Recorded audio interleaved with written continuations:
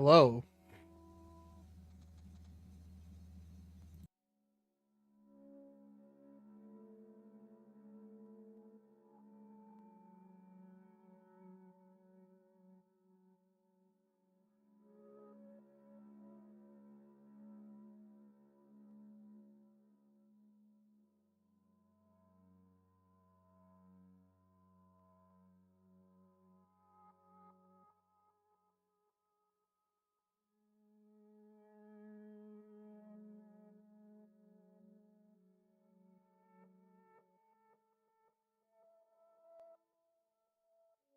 Hello.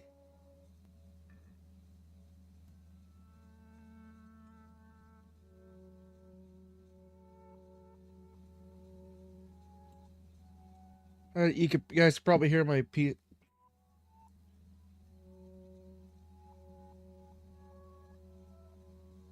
Yeah, you mean the two? Yes, a pro. You mean the two DLCs I actually care about being Chris's DLC and the man, the myth, the legend, Joe Baker.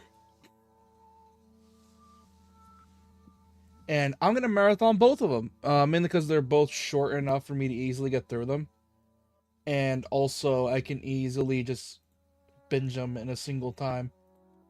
So yeah, we're gonna do both of Resi 7's actual good DLC that's not just mini games or bonus stuff like this or this. We're not doing any of this. We're not doing like we're not I'm not going to do the prequel DLC, and I'm not doing the escape room or nightmare cuz those are just I feel like those are just bonus little mini games. Like the real meat of the DLCs is not a hero and end of Zoe. Those are the actual like ones with meat on them. Yeah, I probably could have worded it better, but still, you get what I mean. I am still gonna go through Not a Hero, End of Zoe. Those are the ones that are actually continuing the plot and actually have meat to them. Like I said, they are enjoyable. I like them. Also, I need to record on my other OBS. What is wrong with me? Anyways, hold on. There we go. I'm recording on my other OBS. I forgot. And for those watching the recording, I am doing the DLCs for Not a Hero and End of Zoe. Why? Because those are the only ones that matter to me. Mainly because of the fact the other ones, in terms of plot, don't really affect much. It just adds more context to the plot for RE7. But they're not really like all that special. Like, yeah, you could say like Zoe's prequel DLC is special because that one actually has plot to it, but uh I'm just not a fan of the gameplay style of Zoe's DLC. As for the other ones, those are just straight up mini games, like 20 like easy mini games you can do that are like fun for a bit. But yeah, I am doing just main not a hero night of Zoe. So yeah. But yeah, without any further ado, let's start with the free one. I have beaten this DLC before, so I think I'm gonna be able to get through it in a relatively quick manner. So hopefully I'll be able to get through it. Hopefully.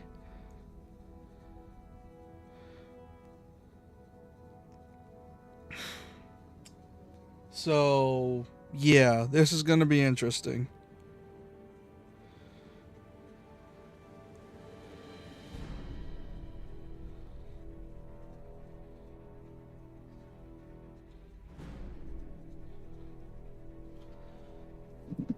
Anyways, let's start.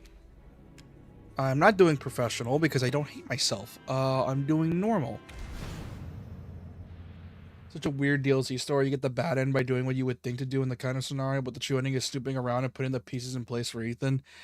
Yeah, that's also another issue. I'm not a fan of the whole like if you want to get the true ending for that DLC, you need to like do specific stuff that you wouldn't think of doing, and it gets on my nerves. Operation Lurking Fear. Chris Redfield is a high-profile BSAA member who has resolved many bartenders and crises over his likely career. Now the new Umbrella, reborn as a PMC, has asked for his assistance in capturing Lucas Baker. Fucking company. I gotta assume this is the BSAA because RE9 is hinting at a lot of stuff. Can we begin?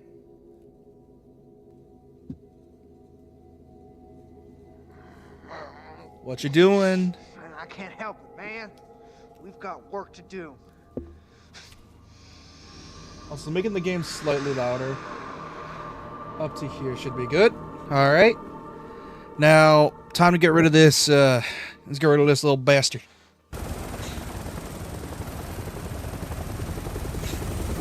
Yeah, this is directly after 7's DLC. Chris, did we lose him? No. Ethan Winters has been secured. He's alive and well, considering. And Lucas Baker? Right now, he's our only link to the connections. He's next on my list. You know what's funny is that I still find it confusing when people say they didn't like this version of Chris's model. This is very in line with the Resi 1 remake and Code Veronica, Chris. And I think that brings up a topic. Chris has never had a consistent face, and it's just the way it is. He's never had a consistent face. They change his face every few games, and that's just the way it is. You can't really change that. All right, I'm in the mine. Signal strong. You're coming through loud and clear, Chris. We didn't get much from the first unit before we lost contact, but apparently Lucas turned the mine into his own personal hideout. Is that How so? many men did we lose? 3 of our best. Their last transmission was near a lab that should be just ahead. I'm going to need you to check it out. Got it. Also, I'm pretty sure Chris's section here was a really good way of testing out combat for RE8, because RE8 is basically just FPS Resi 4. About a consistent face. Does anyone really like as people age? No, that's not what I mean. I'm talking like as in they can never get his face model consistently at all. Like he's always changing. They're always changing his face model, and not in the oh he's aging, but in the they're always like changing their minds on what Chris should look like. Also, so they can never really get a grip on what Chris should be. Like, should he be big, bulky, boulder punching asshole, or should he be toned, clever, quick thinking former Stars member? They can never get it right. And it's just the way it is. It's never been like that, and it's never been consistent.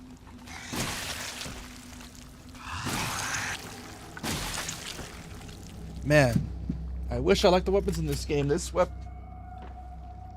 Even though this is a way more action-heavy DLC, the weapons in this are doo-doo. The lab is just ahead. Any idea what Lucas is up to down here? We're still analyzing the data, but it looks like he's been running experiments with an E-type mutamycete. Let's hope those men haven't become a part of those experiments.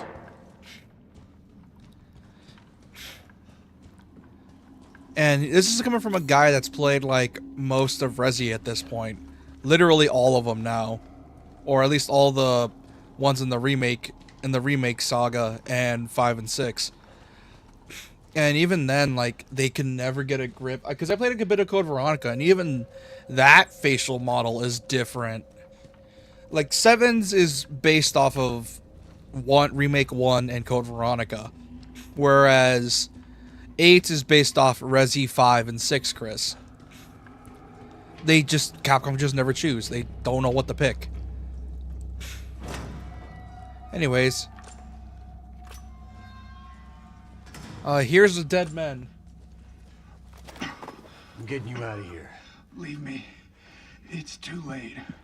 We're both walking out of here. Sure you I are. got news for you. What? That's not gonna happen.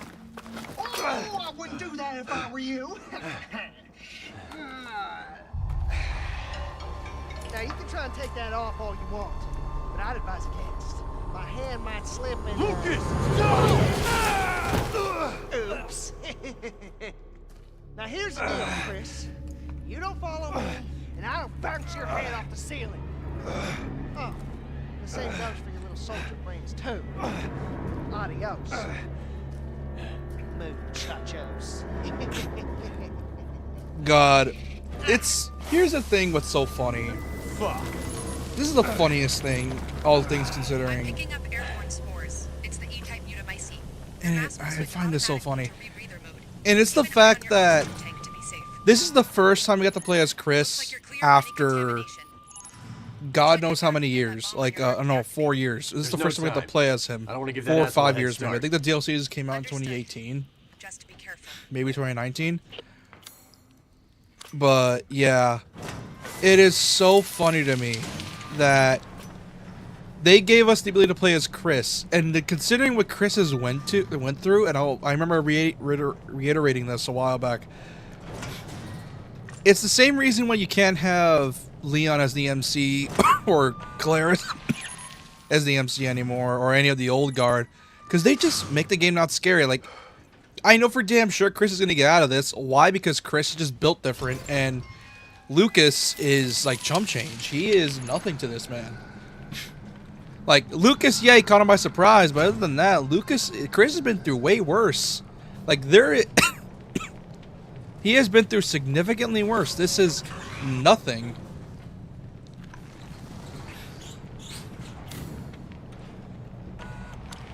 There is nothing that Lucas can do that will surprise Chris anymore. At the end of the day, I'm just not scared as Chris, because I'm fucking Chris Redfield.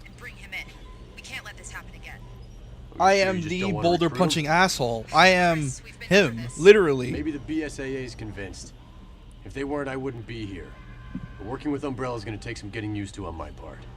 I know it must be difficult, and to tell the truth, a lot of our members have been with us since even before we reincorporated as a PMC. About all that's left now is the name. Let's just focus on the mission, and maybe we can continue this conversation when you get back, okay? Sure, whatever. Yeah. I remember when this DLC came out, and actually even before the DLC, when RE7, we saw the ending of 7 and saw the blue umbrella logo. It was a shock to the system, because we haven't had Umbrella as a protagonist or a group in years. Yeah, we had Neo Umbrella in 6, but that was might as well have been an entirely different being entirely. So the fact that we have Chris working with a group he has despised and has fought against since the beginning is a bit of a shock to the nerves. 5 years to 1.6 and not a hero in release dates, which is another amount of time for game development, albeit maybe somewhat rushed. Yeah, but we also got to remember, at the time, like in the PS3, PS2 era, games took like 2 to 3 years max. Whereas the PS4 is when we really started getting games that took like 4 to 5 years. It wasn't until that. Nowadays, it's 5 to 6 years. Like, and development times have only gotten bigger. Because here's the thing, you know this, bro. 7's not a big game. It is not that big. It is, in fact, really small. And it's one of the smaller PS4 games. And it's a shocker that this game looks amazing. And it mainly looks amazing because of the game's amazing lighting engine and the way the game's art direction is. Like, it's why I love 7's whole thing. It's a special kind of grungy survival horror that I enjoy. It's one of those survival horror games that I will come back to. Like I said, I play this game every few months. I don't play it back to back. I keep it fresh in my memory by playing it every couple months or so.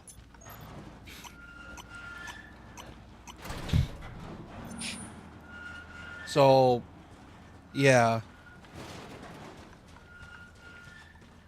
Not only that, I grew up with this franchise. I know most of the lore. And I've played through most of the original... I played through the at least original 4, original 5. Code Veronica. Not a long game. It's really short. It's usually how Resi works with very exceptions. You know this. It's a mixed bag. Usually it's long on the first playthrough, then short after that. Redfield? Don't worry. I'm gonna find a key to this thing and get you out of there.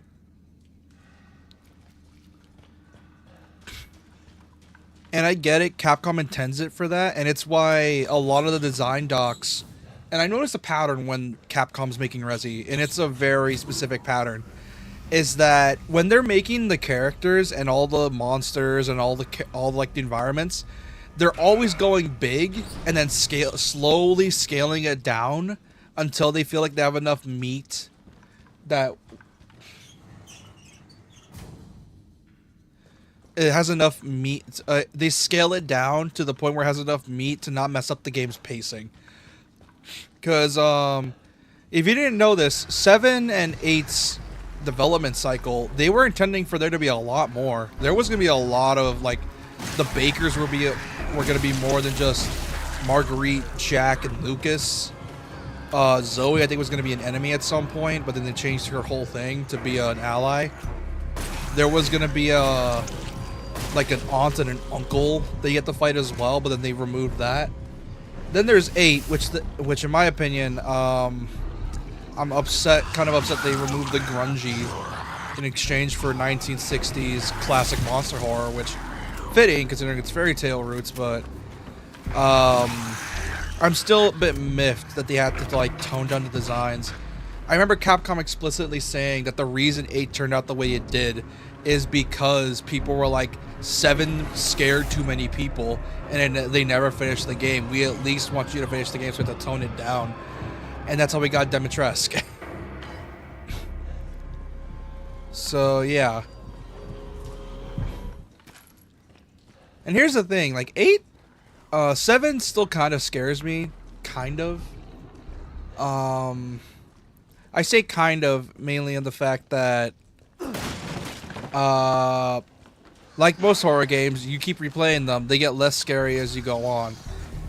And like I said, it's the reason I play this game every couple months or so I can keep the memory fresh and not milk it constantly.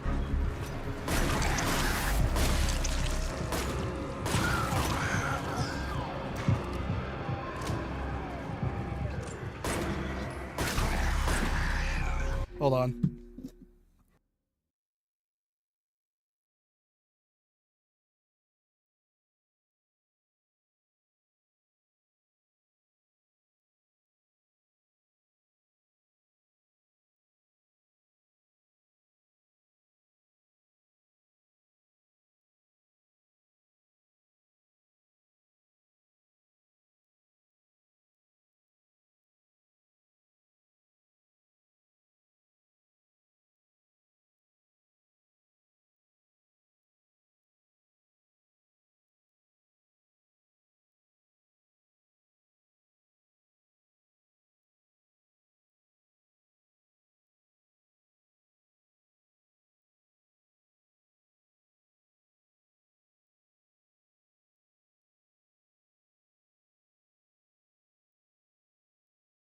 I'm back.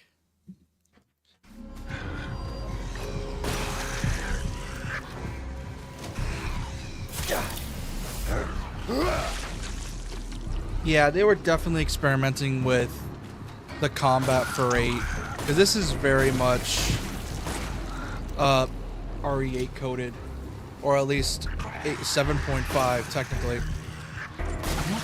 That reminds me. I wonder if this game ever got a 7.5 and Resident 7 and 8 got a 7.5 deal. Like, there has, at some point, Capcom's got to leak a build of the original version of 8. Unless it's a whole, they knew what they wanted to do since the beginning. Because the reason I say the 0.5s is because Resi's 2.5 and 3.5. And if you don't know what those are, they're essentially the early concepts of Resi 2 and Resi 3, Resi 2 and Resi 4. 3.5 being, there was a few 3.5 demos for RE4. There was the Hookman demo and the blimp, which I will always fight for a Resi game with psychological elements in it. Not saying full on you need like Silent Hill-esque shit. I'm just saying, give me some paranormal bullshit to deal with. Because that would be terrifying, because we're so used to the biological horrors at this point. Please tell me what I'm looking at. I'm not saying that's a bad thing, that's Resi. You're supposed to have biological horrors beyond comprehension. But paranormal bullshit is something I wish we can delve into with Resi. It's just the way this franchise is. It feels like it wants to dabble in the paranormal. 8 dabbled with it, kind of, with the house. I forgot their name. It's the dollhouse place.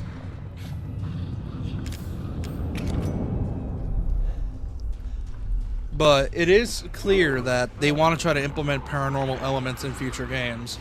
So I'm hoping with RE9, because they're taking a lot of influence from 4 again, as I can tell, I'm hoping they implement some of the Hookman demo in the game. Lord knows how cool that would be, because I feel like the Hookman thing is just so cool. And considering the whole thing with zombies remembering their past lives in RE9, that's the whole gimmick they're doing with the zombies now. And that's where they could fight back to an extent. I really hope they implement some of the paranormal elements. Considering Resi's alternative name is Biohazard, it's going to be done with a surgical precision for paranormal to be taken into account. Well, yeah, here's the thing. It doesn't even have to be paranormal. It could be like hallucinations. I remember Rev 2... that whole game's whole thing was literally just, hey, the more you're afraid, the faster the infection spreads. That's just what he wants you to think. So it would be so cool if they implemented a whole thing with the paranormal, and if you die to those paranormal entities, you end up turning. And it's such a cool concept. Shit! Take the filter. I'm a mask. Hurry. I just kind of wish Capcom was not afraid to do it. And it's why I'm kind of miffed at the whole... they removed the ghost from the main game from 7.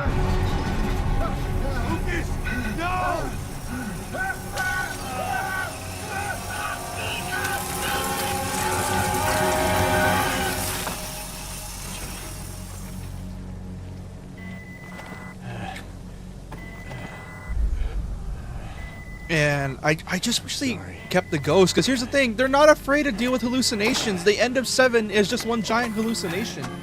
Or most of it's hallucinations anyways. They can easily do it. They should have kept the ghost, and considering the plot of 8, it would have been perfect.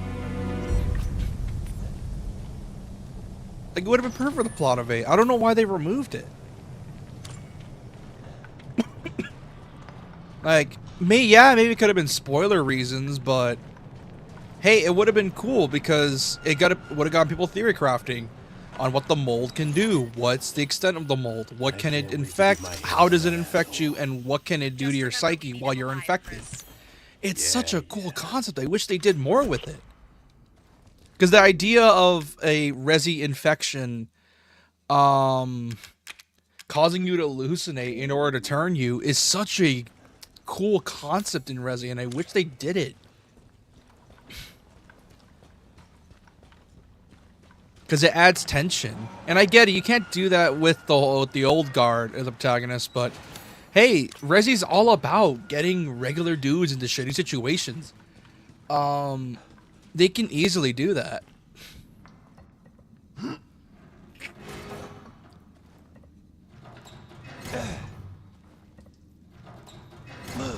And it shows that even if, and not only that, Resi's whole thing as well is also that even if you're like hyper prepared, the plan, as they say, plans never survive first contact, or whatever the wording is. I think I got it wrong, but you get what I mean. Like, they shouldn't be afraid of basically letting the infection and try to infect them. Like, show what happens. Like, 4's whole gimmick is literally Leon's infections making him do what he doesn't want to. That's such a cool concept, but they don't do it.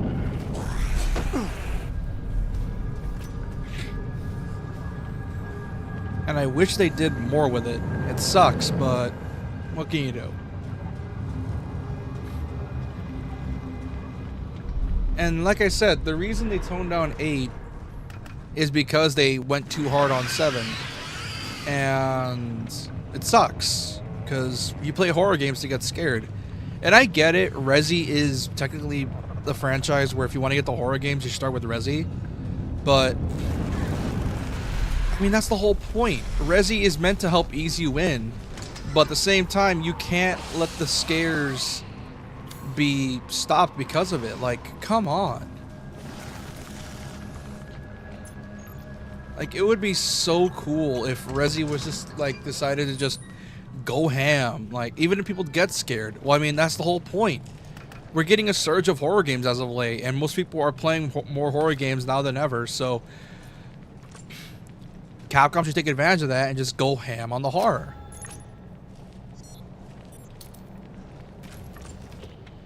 Those ramrods should allow you to take down the new white mold variants. Good.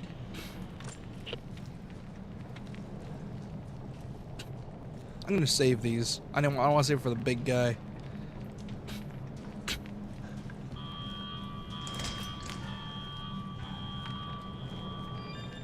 Oh shit! I forgot the piece of shit.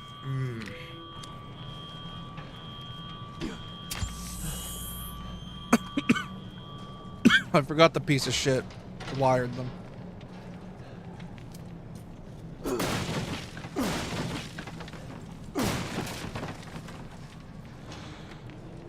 But yeah, I'm hoping that for the future of Resi, they start experimenting more with the horror. And considering RE9's whole thing, I think they're gonna do just fine. The fuck is this? Either way, up, down, up. Okay. I just want more for Resi. And considering Capcom's on a hot streak right now, they have every right to experiment.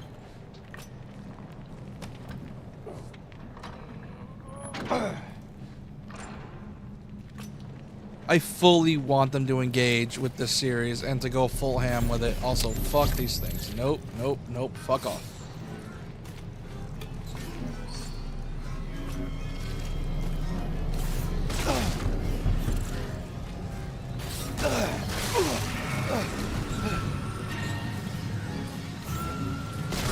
More incoming.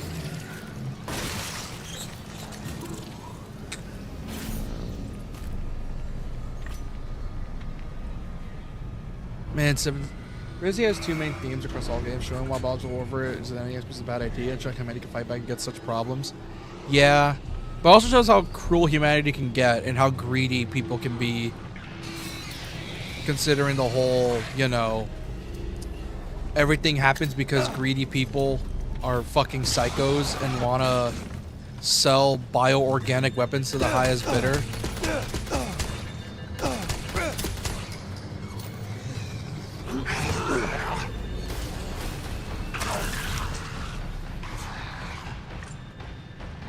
My average guy, rookie guy, can take on bioengineered weapons instruction with a basic pistol and a combat knife. Yeah, that sounds right for Resi.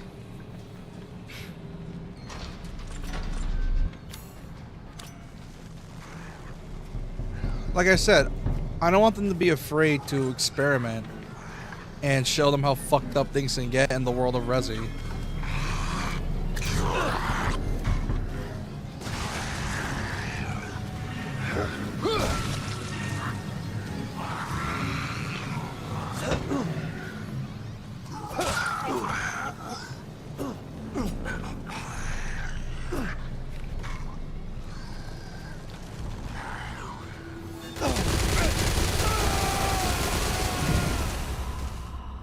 I thought I could tank it. Fuck.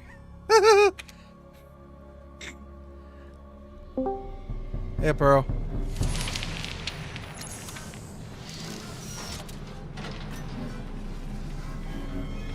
Hold on. Is your mic muted? Or is it just me? I wasn't talking. I was making sure audio mixer wasn't freaking out again. Yeah.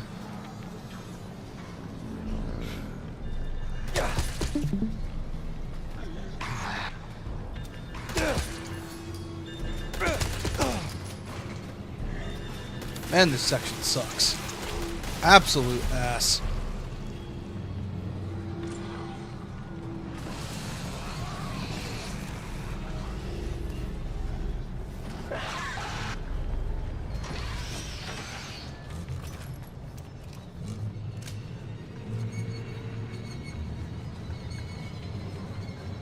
I get this part's supposed to be scary, but I'm more... Oh, it's a bloater. It's a big dude. Ow!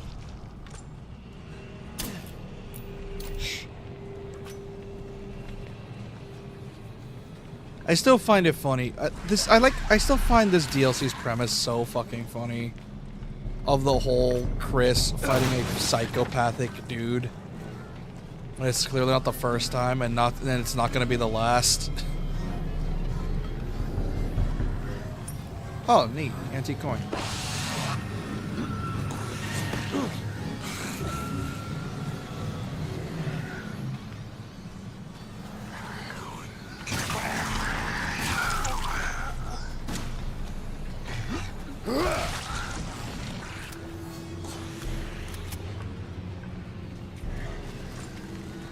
Like this, like I said, this DLC's premise is so funny because they're expecting me to be scared when I'm Chris fucking Redfield.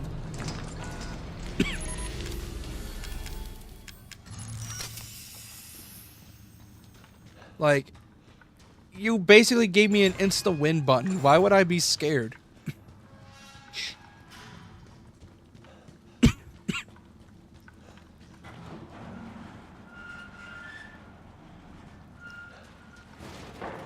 Not only that, this is the same man who in his 30s was kick-flipping dudes, and he was hilarious. Cause you just see a big, bulky dude who clearly shouldn't be doing flips, doing the sickest kick flips on a dude's face.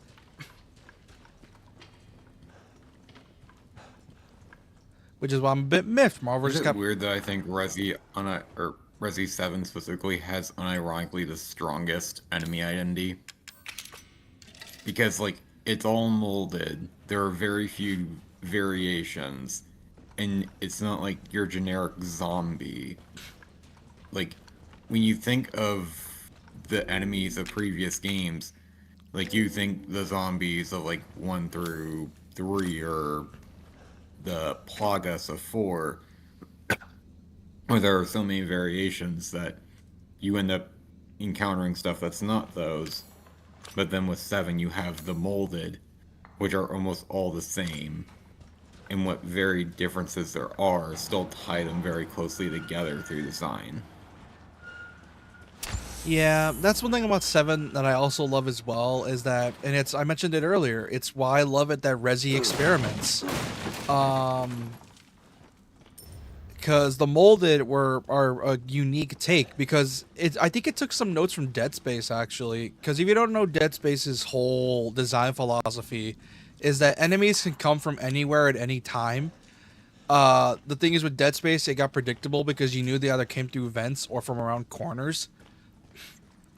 In this case, with 7's whole thing is that it's why I got paranoid when there was a bunch of mold everywhere. Because if there was a bunch of mold, that means there's going to be a bunch of dudes spawning. And I didn't want to have risk resources being wasted on trying to fight a bunch of enemies. Which is why near the end of 7, you delightfully commented on the fact that I have very little ammo for later on.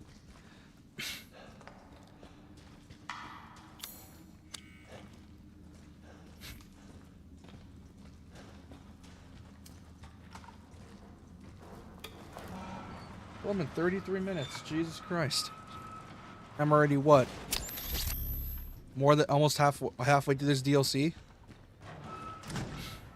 Yeah, Not a Hero is not very long. Well, I know it's not I know it's not very long. I know that.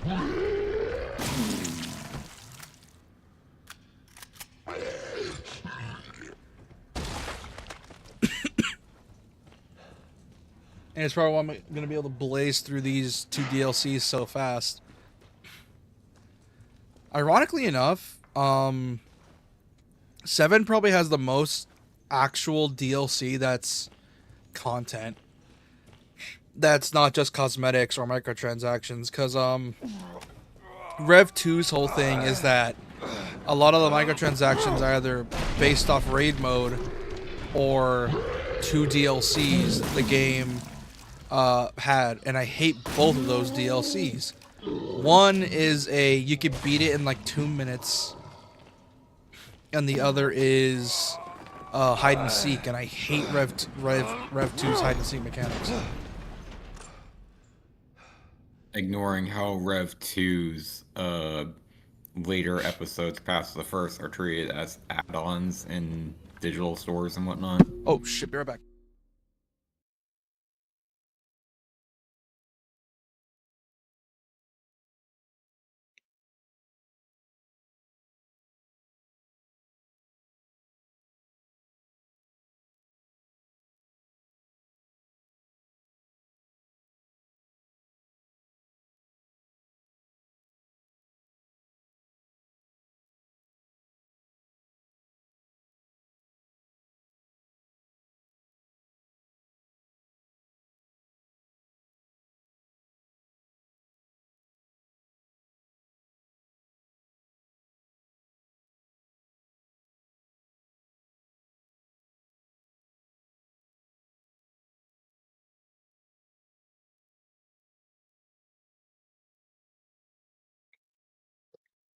I'm back.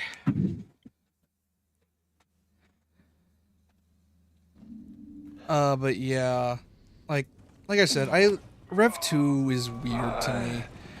Like the whole thing is so weirdly designed. Like it wants to be classic Resi, but at the same time it's trying to be Resident Evil 4 when it's clearly not really meant to be Resi 4. Because I think I mentioned this before. Before Resi 7 came out, Capcom intended Revelations to be the horror series. Like, this was the... Like, if you wanted Resi, you needed to play survival horror. You needed to play Revelations. Those were the ones you needed to play. Whereas... the main series would be the action-focused games, which obviously that didn't age well. So, yeah, it's a whole thing. And it's why I don't really like Rev 2, because Rev 2 tries to be scary. The problem is that the ooze was such a unique type of enemy in Rev 1. And then Rev 2 just made it so that these people went crazy because of the virus. And I get it, psychos can be scary if done right. Here's the problem, is that the gunplay in Rev 2 is kind of shitty. Because they try to combine the movement of Resi 6 with the ability to dodge. But the gunplay just doesn't feel impactful enough to justify having enemies like that. Because enemies don't stagger, like at all. And that's his first mistake. And it's very obvious the game was made on a budget. Because we also gotta remember, it started off life on the 3DS.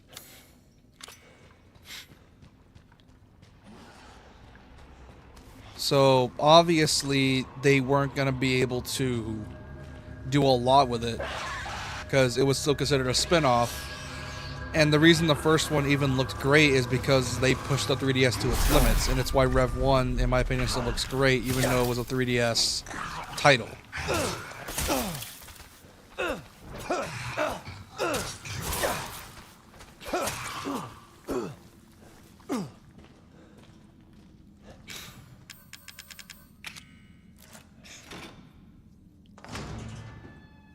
And then Rev 2 comes out, and ironically enough, the game runs at a solid 1080p 60. It's easy to understand why though, because the game doesn't really look all that good graphics wise. And I'm not trying to sound like a graphics whore, but like Rev 2, it does not look good in my opinion, art style wise or graphics wise. Like like I said, I like grungy, but the grungy in Rev 2 is just not appealing to me. Like, that type of grunge just does not suit me at all. Which sucks, because Rev 2 is a decent game. I don't hate it as much as 6. I still have my fun with it, because Rev 2 is so dumb and the story is so nonsensical. But it has that weird Capcom I don't know how to describe it. It's that one. It's a few times when Capcom misses.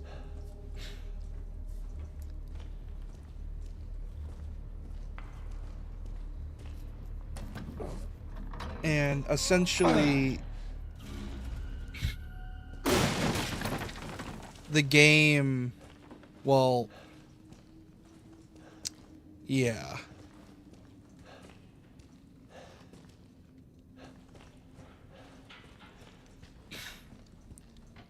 Like, I tried to like Rev 2 as much as I could. Like, I played it at launch. I liked it as a kid, but that's what. Are you winning, son? Hey. Apparently so, JK. Hey, you still with us? But yeah.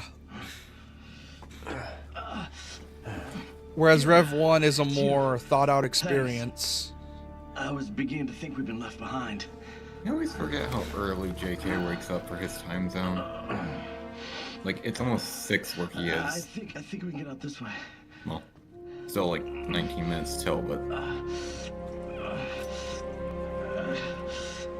Luke is a fucking psycho. Not sure what's worse, him or those things. We gotta get out of here.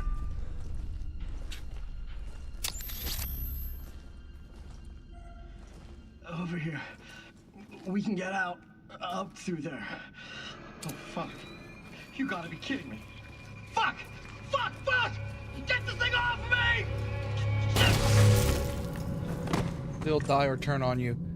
I don't know about you, Christopher, but I'm getting real tired of playing games. 3 men, Lucas. 3 of my men dead because of you. This ends, and it ends now. Well, I don't think so. It's about to be 4 dead soldiers in a minute. You are going to fail, and you are going to die. God, Lucas is such an edgelord. He's. Okay, we got a situation here. He is so funny. Head back to the central cavern and wait for further instructions. Don't let Hey, me Doc. down. I'm playing the DLC for Resi 7, and I'm laughing at how much of an idiot Lucas is, thinking he's actually a threat to me. Unfortunately, this DLC is bad compared to the rest. It's not bad.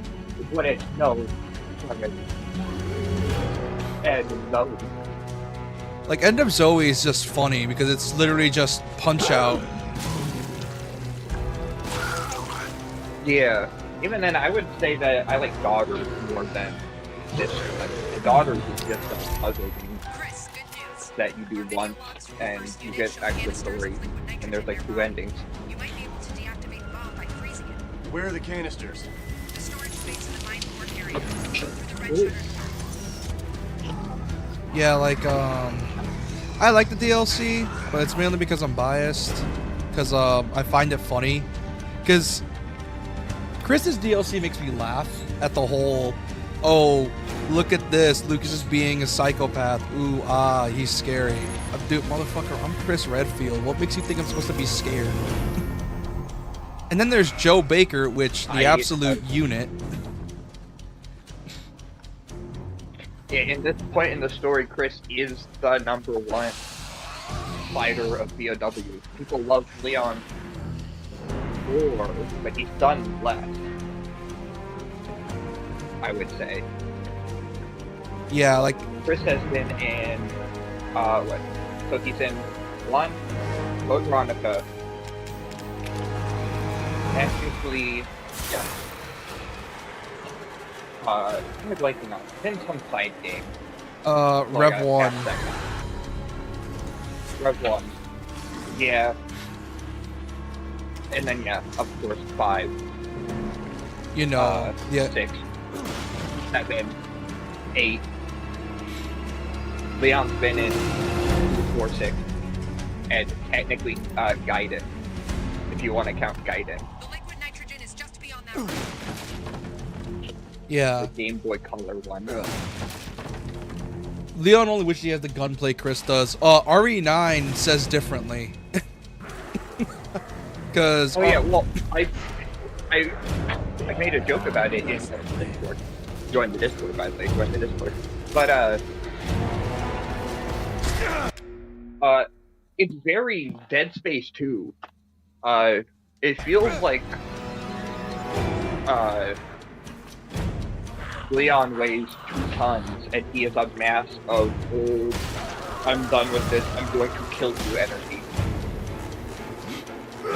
Yeah, and he has a hatchet, which I like how with the hatchet they just straight up Rick Grimes his ass, where they gave him a signature weapon. That's good. As long, I hope he keeps his original signature weapon, because his signature weapon's always been the Silver Ghost and the Silver. The Silver Ghost I think was from the movies though, which not gonna lie, it's a sick ass pistol. Well, it starts in 4. That's what the base pistol is. Oh. Silver Ghost. It's just in 4 it didn't have its name yet, so it's called the Hand. But it's the same model that they used for the movies, and it's called Silver Ghost. And then they drop it for like the twin Matildas without the socks in the Super Instinct. Oh yeah, right, the And double. Yeah, I know what you're talking about. The double handguns, which is fitting. Yeah, those are Matildas without. Yeah, those are Matildas without the stock and use fire for some reason, which is half the reason you get Matilda is because it has a stock for accuracy and burst fire.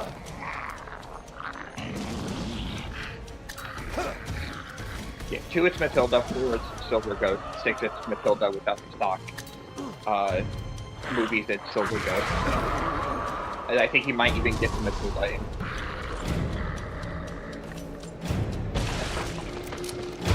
Man, I wish the Matilda was an ass. It's such a cool gun. Who was also say differently? Leon has wild accuracy. But Chris always can't so shoot bad. a guy 5 feet ahead of him. Well, here's the thing: if they're movies at the end of the day, and because Rezi's mostly been a B movie zombie, over the top zombie flick. Because here's the thing with Rezi. Rezi's goofy as fuck. It's always been goofy. Like it's one of the dumbest franchises to exist, and that's why we love it. It wasn't until 7 where people started to take it seriously because it's RE7. RE7 was the game where it's like, okay, we're done with the over-the-top set pieces. We're gonna stay grounded and be serious. It's just you and me. So now let's have a hillbilly murderer trying to chase us down. Chris, we're showing a room And Also, Leon specs in. See if you can get in there to check oh, what were we gonna say? Sorry. I was gonna say Leon spec'd into dexterity and Chris spec'd into strength. And then Jill spec'd into agility, and then Claire spec'd into intelligence. No, wait, that's Rebecca. Yeah. Rebecca spec'd into spirit. Rebecca, I don't know. It's weird because Rebecca is like a child prodigy. So she not only did she spec in it, but she started with a higher like base stat for intelligence. Which checks out. Also, Rebecca has a weirdly higher crit rate too. So Rebecca also specs the crit rate if you talk about RE0. So she technically spec'd into luck, essentially. Yeah. Which that's the other thing. If you guys ever play Zero, Rebecca's handgun has a higher crit rate when used by Rebecca, and Billy's does more raw damage when used by Billy. Chris spec'd into boulder punch. Yup. Also, I like the joke that Ethan is hopped up on steroids and adrenaline in the main game, but at the same time, Chris is also into steroids in this game. But bold of us to assume he wasn't on steroids beforehand. Well, I assume he started taking steroids as soon as he made the BSAA an upper edge, because the STARS task force, Chris is also a child prodigy. By 24, he was already the world's best marksman and also air fighter pilot. Which is funny, considering the movies, as Which that's a JK weird said, thing made that him inaccurate as fuck. Yeah, he's technically the world's best marksman and fighter pilot, and that's why he got recruited for STARS, a small mountain town in the middle of Colorado. But he did get to shoot up as the third newest officer. Because if you want to get technical, I think Chris is the third newest person. Because Jill is second newest and Rebecca is newest. And I'm then pretty sure Brad is a senior to Chris. yeah, and then there's Barry, who is Brad's at the least first one in general. Let's just see how impressive you really Yeah. Like I said, but also it's still Technically, also, yeah. I was gonna say that it's still funny that Lucas is talking so much shit, not knowing who he's dealing with. Like, I'm pretty sure the connections, which I'm heavily leaning on the fact it's the BSAA. They lied to him about Chris, and they were like, they were gonna cut off Ethan anyway, or Lucas anyways. He was too much of a liability, so I doubt they were gonna keep him. I get that vibe from the connections from, like, it must be the BSAA.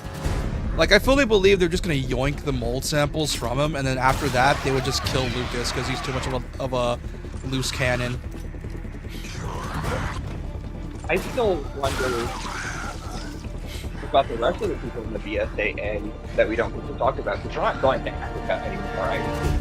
So Sheva and her squad and Josh from the Africa branch are...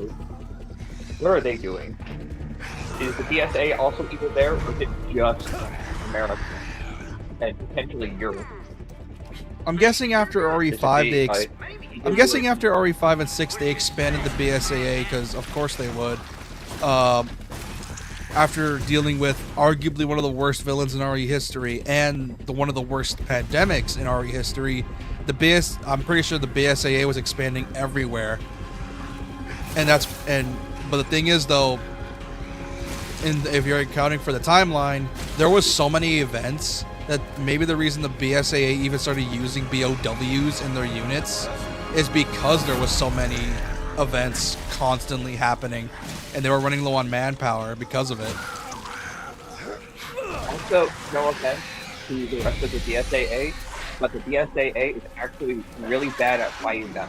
They just have like 10 to 12 heavy hitters that have been there since the start, and they carry every operation. And they're all retired. Jill retired after becoming blonde.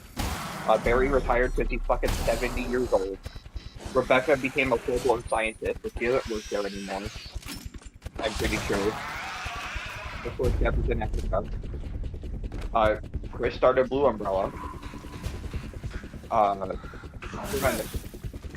That's right. Clive was old. He retired after Rogue One. Parker is probably still there, maybe. No, I doubt it. He has morals. He wouldn't stay. Yeah. The spoiler characters from the end of Rogue One may have came back after everyone retired over from the SAA. That's my pseudo. Rogue One is completely forgotten about. Of Ramon and Jennifer. Yeah, which... At their whole little thing. I still would find it funny if RE9's whole thing with connections, or Rezi's currently with connections, is that it is Ramon and Jennifer. Or Raymond and Jennifer. That's their names. Yeah, Raymond. And they were the one... I always know them as Jennifer and... Like, I fully believe those two are going to be the main threats. Because I think... Yeah. Because... Someone new, and it's actually... It has to be them. It's another Wesker. It's Jimmy Wesker. Straight from Utah. He was hiding out in Salt Lake City the whole time. And now he's taking over the BSAA. You won't get any sympathy from me, asshole. I know. I've done terrible things. Honestly, my guess for the new game is the lab is going to be associated with the BSAA, and their BOW experiments got out of control. Because I'm not sure if you saw anything about RE9, but those zombies are totally sentient, and there are still humans in there. Yeah, they just are controlled. You know what's funny? Is that it's not the first time... It's funny is that it's not the first time Capcom dabbled in sentient zombies, because, or not the first... Not that it's the first time, but it's more like... the whole zombies may have a chance to be cured, if that's what 9 is implying. Vendetta's whole thing is the zombies. Vendetta's whole thing is that they find a vaccine that can cure people that were already infected, and it turned them back to normal. And a lot of people are like, so does that mean Chris and Leon just murdered a bunch of people?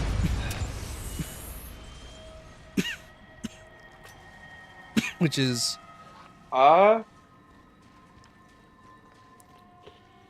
Chris, No, are you okay? but also Yeah, yes. I'm fine.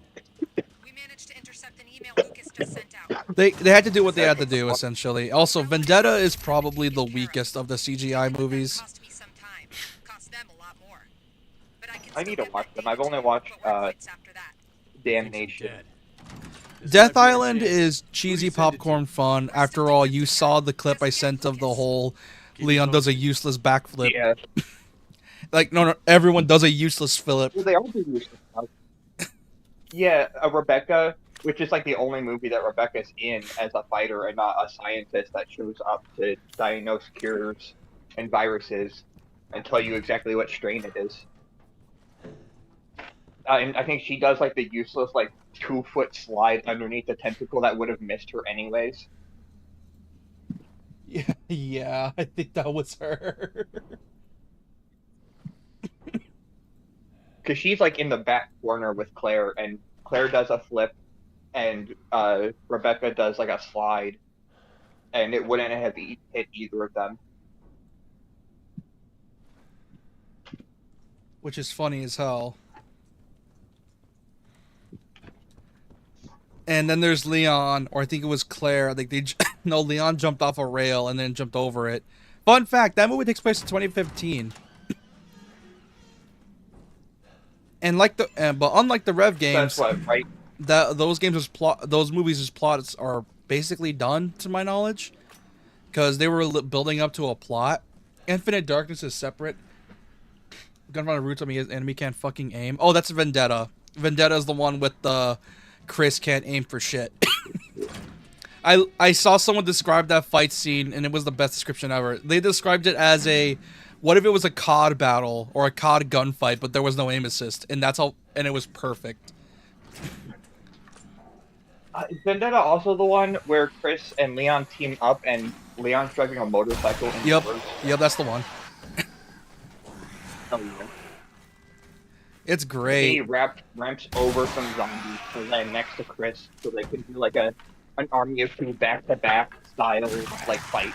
Yeah, and I remember, Also, dude, I remember people like editing in like Castlevania into the fight, because like that was when the John Wick movies were popping off, because Vendetta came out in 2018. oh, that's entirely a John Wick inspired movie with because Leon's always been, he does like the, he does the gun fu kind of combat. Yeah, But Leon didn't hold his gun that sideways and do the quick snap your arms taut snake kind of close quarters combat fighting. He's always been a gun up by his shoulder, bring it down, and kick the shit out of people yeah. for fighting. Which, dude, Like run on zombie heads kind of fighting. Yeah. Which, fun fact, Vendetta's whole thing is literally, they tried to do like an existential moment with Leon, where Leon's whole thing is like, he has, well, as you know, he's a severe alcoholic, and essentially, what they did is, He's always been an alcoholic. yeah, but they brought it The up reason he doesn't die in 2. well, I know he's an alcoholic, I'm just saying that they made it a specially plot point in Vendetta, where he's like, man, I can't do this shit no more. I'm getting fucking tired. And he's like, Chris, but then Chris is like completely blowing it off because the movie is so dumb and the plot is so stupid. I can't help but love it. And the plot is literally just Chris being like, well, you can help us and save people by, stopping Ares. And he's like, yeah, well, here's the thing. Who do I help? Do I help? Why would I help a people that will bomb weddings? And then after a little pep talk, he's like, fine, I'll do it. Well, fuck it. Why not? For the lulz. Yeah. It's the equivalent of if you've seen that image of Superman giving you a whole bottle of Jack Daniels, and he says, "Keep drinking." Yeah. That's Chris Leon. So Trying out the yeah, context for that image. It's not a happy context. Yeah, yeah. if you Well, Leon drinking isn't a happy context either, but drinking keeps him going. Drinking has literally kept Leon alive since the beginning. yeah, The reason Leon is even alive is he's a day and a half late to his first day of work because he got broken up with, and then he drank himself to a hangover, and then he drove slow. So he's like almost 2 days late. He's a full day and then a whole work day on top of it. Because I think Leon arrives on the 29th or the 30th. I forget. I think he arrives on the 30th of September. I remember September 30th, 1998. RE4 intro. Yeah, 29th or 30th. His first day of work is the 28th. Yeah, and he missed it by 2 days. Yeah. Or no, maybe 29th. So he misses a full day and then he comes in the afternoon. So 30th. Yeah, so his first day of work would have been September 29th in the morning. And he missed all of the 29th and then came in after work on the 30th.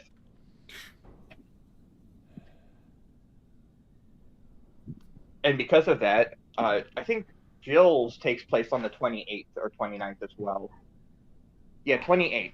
So Jill, like the big start of the outbreak when Umbrella is running through the streets killing people in 3. That's also... And killing survivors, pretending Yeah. to be saving them. The bottle meme comes from a then hero who Leon gets his gets power in after drinking and he wants to get sober to fix his life. Yeah. Also, wow, even the group Lucas was working for was sick of his shit. They knew he was just a psycho from the beginning. He was just useful for a bit, so they were just gonna kill him immediately.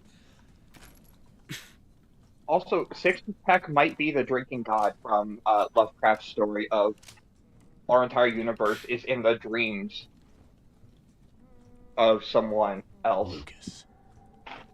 And the instant that God wakes up, our universe is done for. Because I'm pretty sure the only reason superheroes exist is because Six-Pack is so unbelievably sloshed that he believes that superheroes are real, so they are. If I remember correctly. Oh yeah, it's the whole Warhammer 40k orcs. Basically, the reason orcs are still around is because they believe certain shit. Yeah, if things are painted red, they go faster. Purple is the color of invisibility, so if they're painted purple, you can't be seen. And because orcs are cosmic entities, what they believe goes.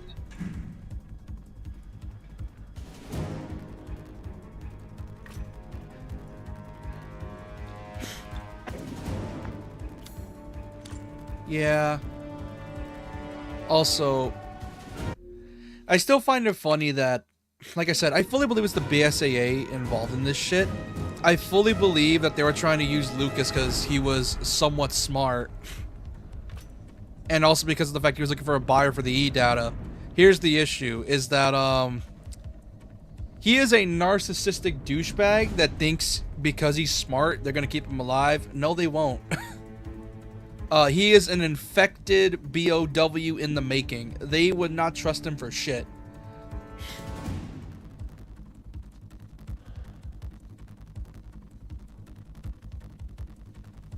Yeah, he was dead from the start. So basically, dumbass was gonna try to make use of Evelyn's mold, which is so fucking funny. You're smart, Lucas, but you're not that fucking smart. You are not that smart. Hey, he won the science fair projects for 3rd, 4th, and 5th grade. He's smart. He's so smart, He's smart in in fact that IQ, he's dumb in EQ. They don't strike me as the forgiving Yeah, type. I was gonna say he's so. Yeah, that's a good way to put it. I was gonna say he's so smart that he does the Joker Batman Arkham Asylum thing where he turns himself into a strong monster that can't do science anymore. He's so much of a science man.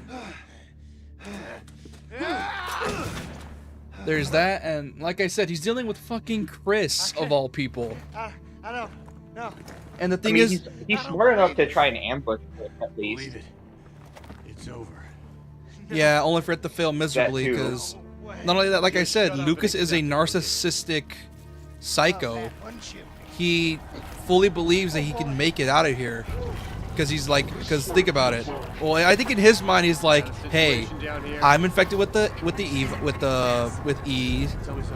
E virus. I survived it. I still have my consciousness. I can still think. I can still speak. I'm not fully insane yet, at least in his eyes. I can do a lot of shit with this. I'm basically immortal, and if someone tries to fuck with me, I could just mutate.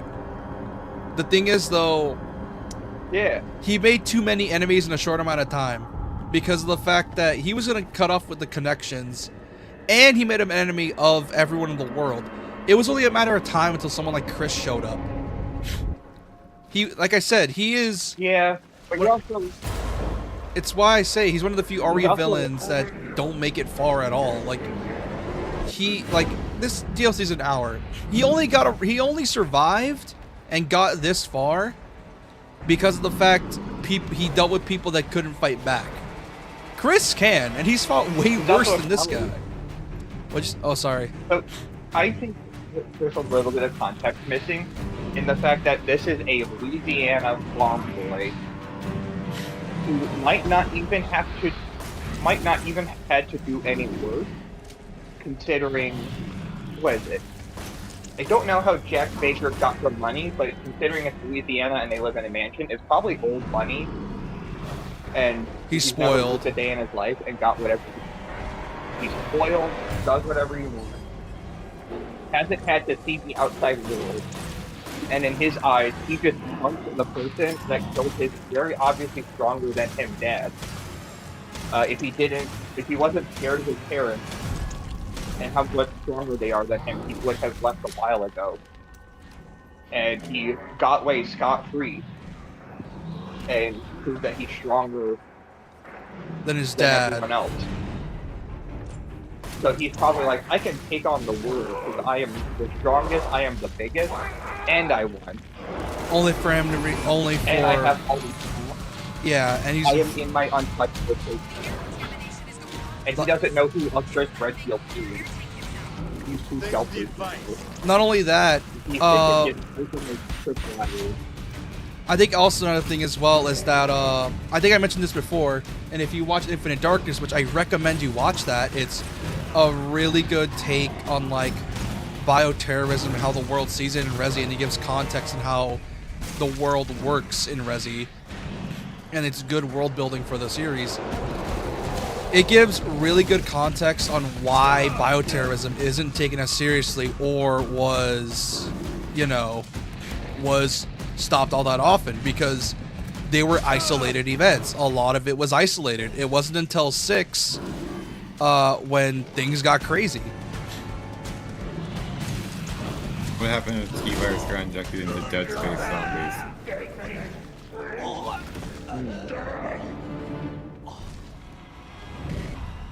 Dead Space necromorphs are weird in the fact that they're immortal already. Oh yeah, they can't die. Because if you didn't know, them dying is only a video game mechanic. The reason why you shoot off limbs is because they can't regenerate. And so they technically never die. And all those corpses you lie on the ground will still bite the shit out of your ankles in canon. Yeah. That's why the regenerator is so bad. Or so I call them busted. Frankie. Because you see Frankie in the first one, and then Frankie shows up in 2, and then you play the third one, and now there's like 5 Frankies. Enough of this shit! Oh, you can parry that shit? Oh, I didn't know that. You can parry? Yeah. It's the same type of parry as it is in 6, where I think you press the button at like 5 frames, and you beat the shit out of them. That's so funny. This man. There's a lot of stuff. He just grabbed this man and is like, fuck your bullshit. You ain't shit to me. This is why I said I'm not scared as Chris. He fucking just grabbed that shit and was just like, yeah, fuck you. You ain't doing shit to me. That is sick.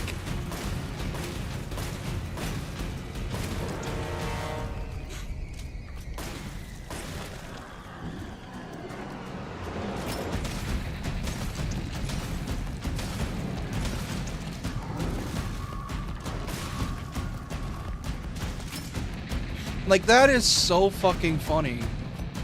It's... And also, where was I? Oh, yeah. I was gonna say that the reason... Another reason why Lucas probably doesn't know who Chris is as well is because, like I said, it wasn't until 6 where bioterrorism was fully known. As for 5, they probably covered it up somehow. Because you also gotta remember that in 5, it was quarantined. They had the whole border and everything. It was all quarantined. And then 6 happened where it was such a big public event. It's quarantine. Also, it's Africa. That doesn't have a whole lot of import-exports unless you're like a tech industry thing. So no consumer is going to be caring like, oh no, this rural village in Bumfuck Africa nowhere is infested with zombies. I mean, it's the same reason why, despite the fact that Raccoon City was new, Luis can joke about it being unknown, and Leon being like, oh, you're just playing dumb. Instead, he's like, you're not serious, are you? I have to actually give you the thing. Yes, I will. I guess people don't know. And it says it takes place in Colorado Mountains, or technically not Colorado, but I've headcanon it as River. Colorado. What's the sit rep? Because it gets to Africa imports guns. There's also another thing that was... JK said that Africa imports I'm outta here. guns, apparently. Yeah, well, you also have to think about that,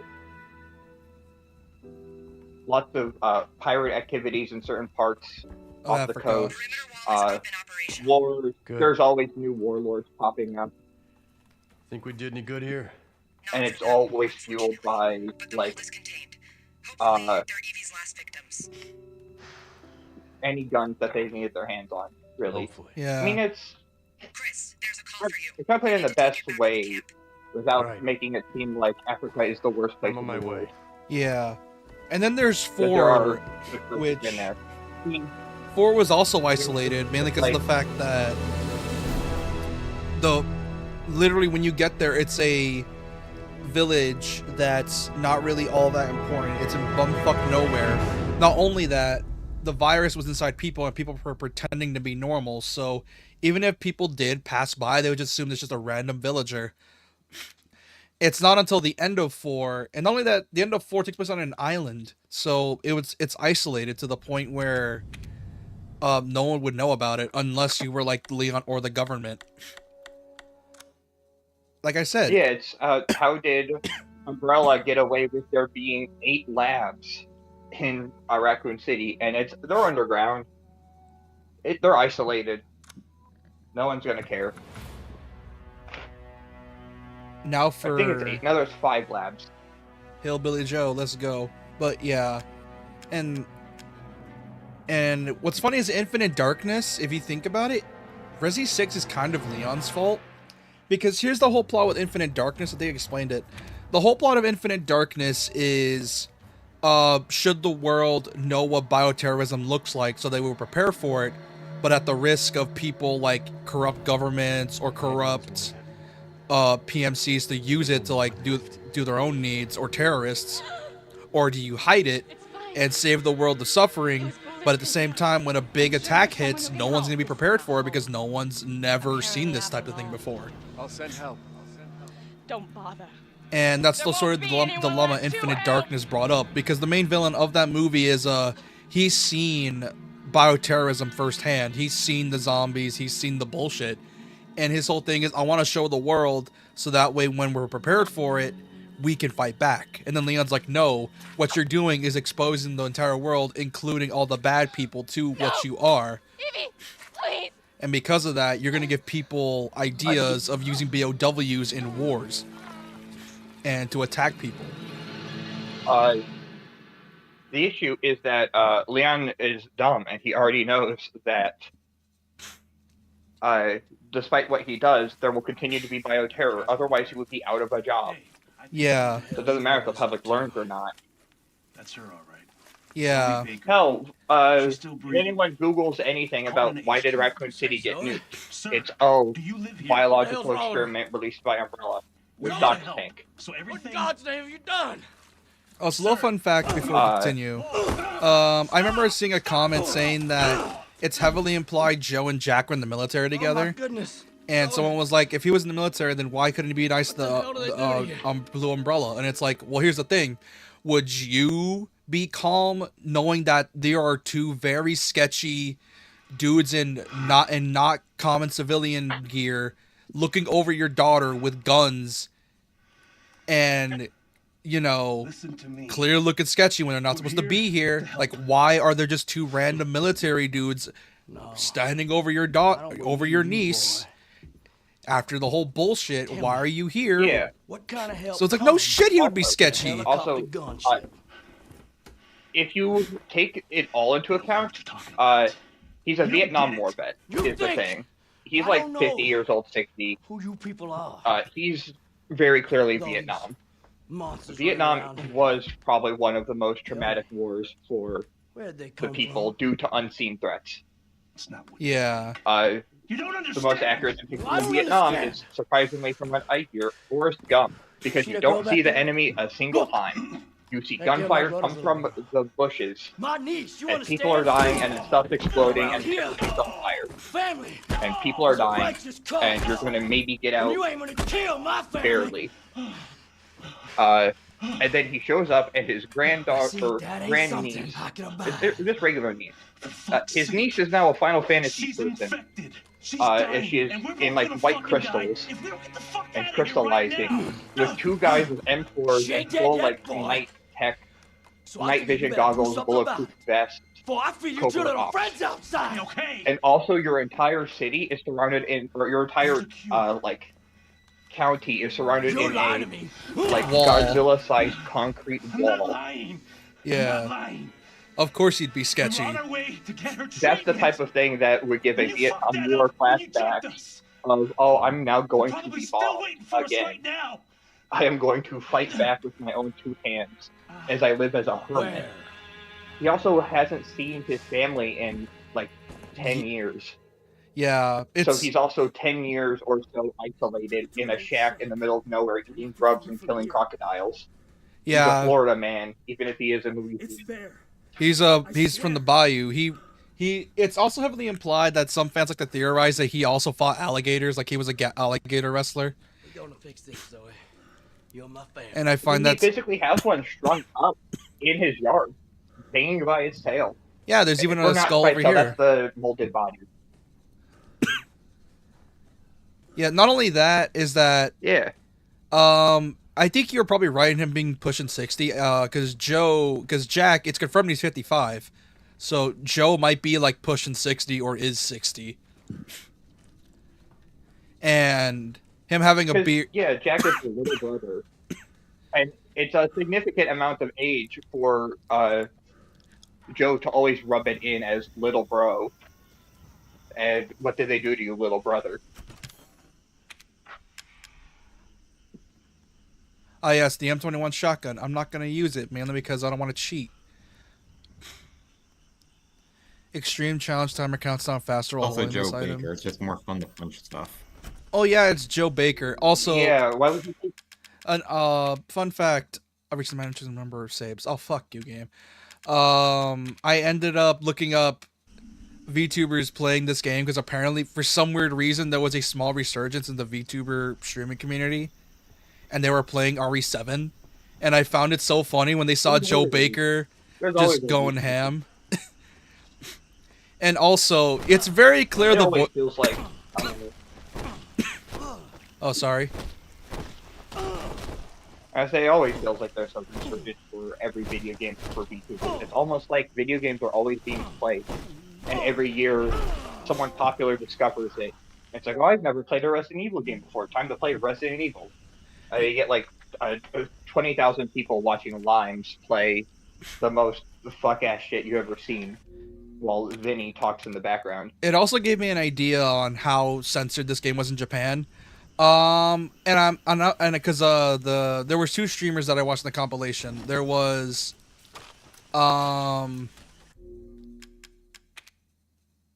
there was two VTubers I watched. Essentially, it was a Japanese streaming side and the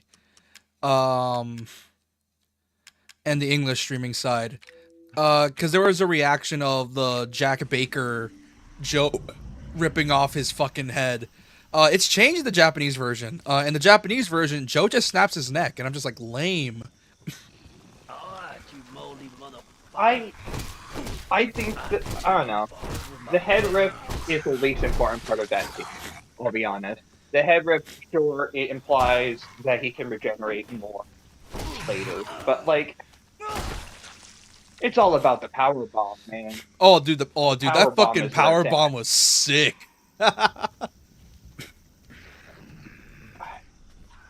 Like, that power bomb was the equivalent awesome. of like getting unexpected stuff in your game. You know what's funny? But if you see a spontaneous power bomb, it's what it is. Fun fact, you ever seen the movie Happy Feast? Really obscure horror movie. It was like a parody on like the survival zombie situation. Like it's like a. I do not watch movies, but my brain went to Happy Feast. There is a movie called Happy Feast, and it's meant to be a parody of like movies like Evil Dead, where it's like you're fighting against like this like never-ending group of monsters. And there was a character who legit just used martial arts to kick the shit out of the monsters, and then proceeded to get ripped in half in the third movie, I think, after getting both his limbs ripped off, and he was just kicking shit. Yakuza Dead Souls reference? And the reason I find it funny is because Joe Baker gives me those vibes, because he is just an old, angry man. I think there was like a fan art of someone made of Joe Baker where it's like an anime him like fist pumping, ready to knock someone's shit in. And it was so fucking funny, and it's used in thumbnails a lot whenever I see End of Zoe DLCs playthroughs. Which, speaking of that, with the VTubers thing, it's so funny seeing them react to just angry old man. Because, you know how in a lot of anime, they have like, whenever time they have a character that's American, they only have like the Texan version? They're... Like, it's always someone from Texas. It's, without fail, it's someone from Texas.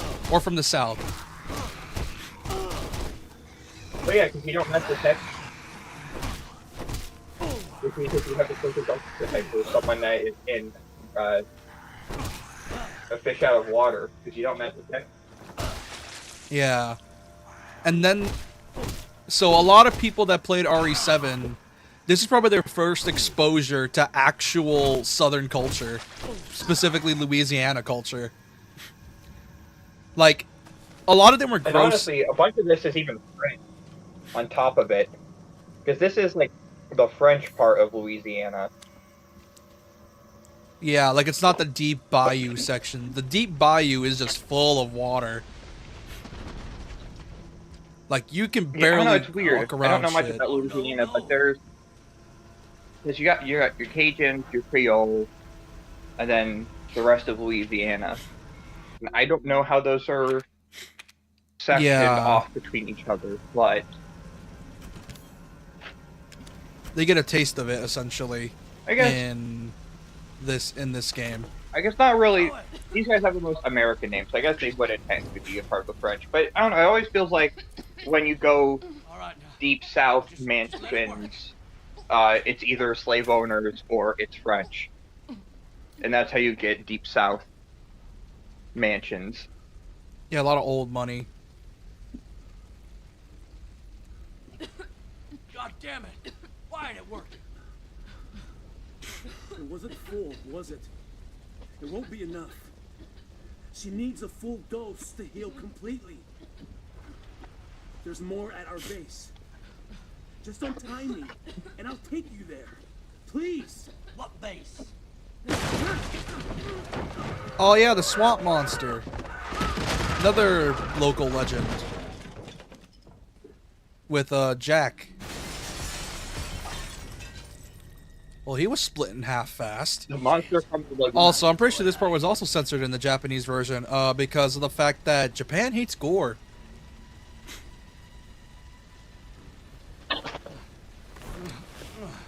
Because, like I said, when I viewed the compilations, it was like I said, a mix of the two. And it's very clear what was censored and what wasn't. Because when I was comparing the two, it's like, wow. It's a miracle RE7 got away with what it did.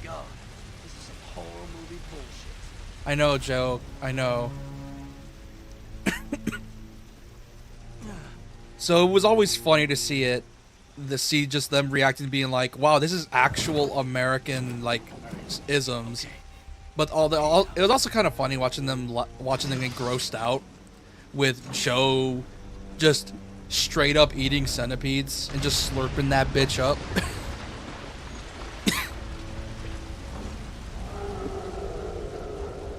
Which is funny as hell.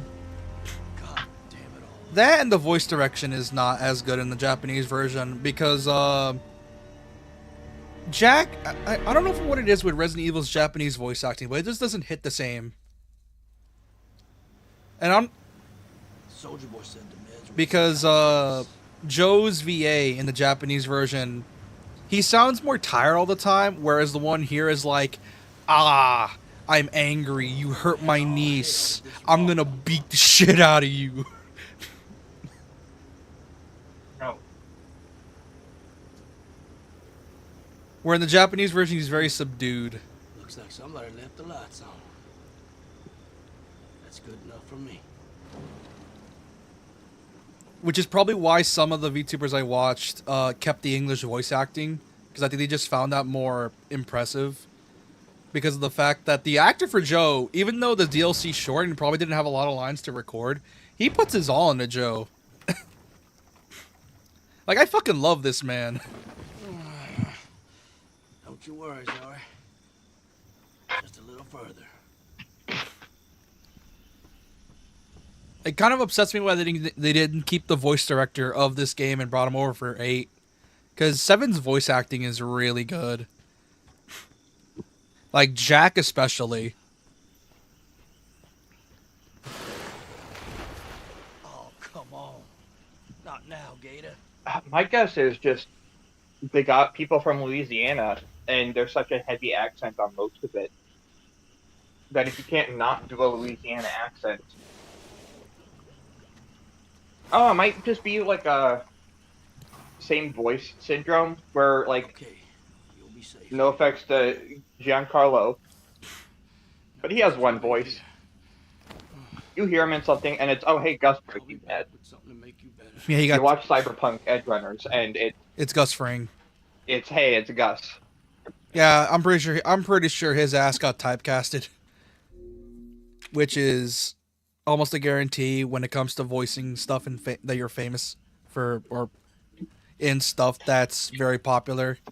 Like, if your character, like, it's why I'm not surprised when Far Cry 6 came around and they made Gus Fring again in Far Cry. Except he was just a dictator. And the games, and they really used the marketing for that guy. Because they kept saying, like, oh, witness my most disturbing and most cruelest character yet. And I'm like, motherfucker, you're just being Gus Fring. Gus Fring, if he wasn't gay and had a kid. If he wasn't gay and had a kid. Well, yeah, because that's half of the thing, is Gus Fring is gay. Because, spoilers in Better Call Saul, they kill his, quote-unquote, very close business partner in a, and they were roommates kind of way.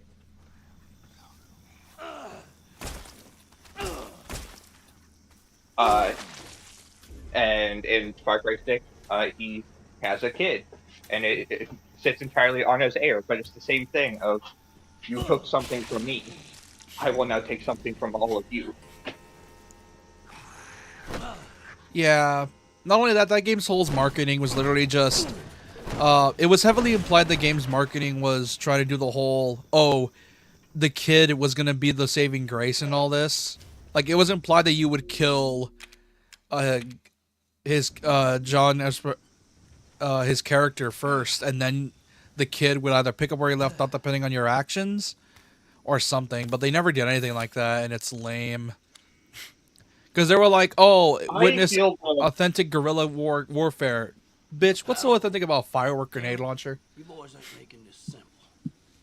Yeah, I think the ending is really good because of how unfun it is.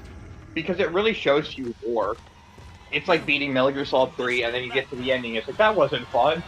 That wasn't fun at all. I'm sad now. Son of a bitch. What do you mean that war never ends in a happy place? And it's always the worst outcome for everyone. And the best outcome is surviving. And hopefully doing good.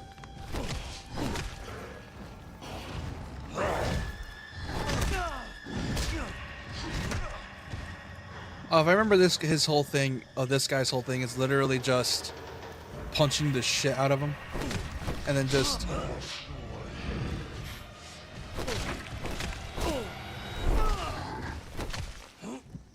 You're playing as Joe Baker. You're meant to punch everything regardless.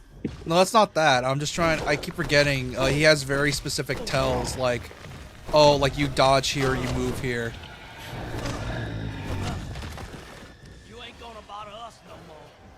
I like how this man just casually punches the fuck out of a swamp monster he doesn't even know what he's dealing with.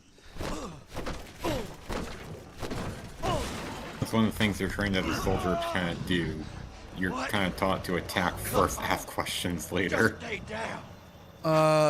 Kinda.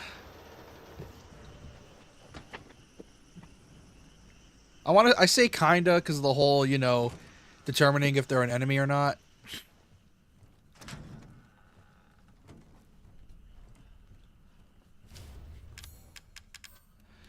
Except when the enemy has clearly been identified as an enemy. Well, yeah, that's the exception. But if it's like, you don't know who's an enemy, then, yeah. Man, this man eats everything, even the poop chute.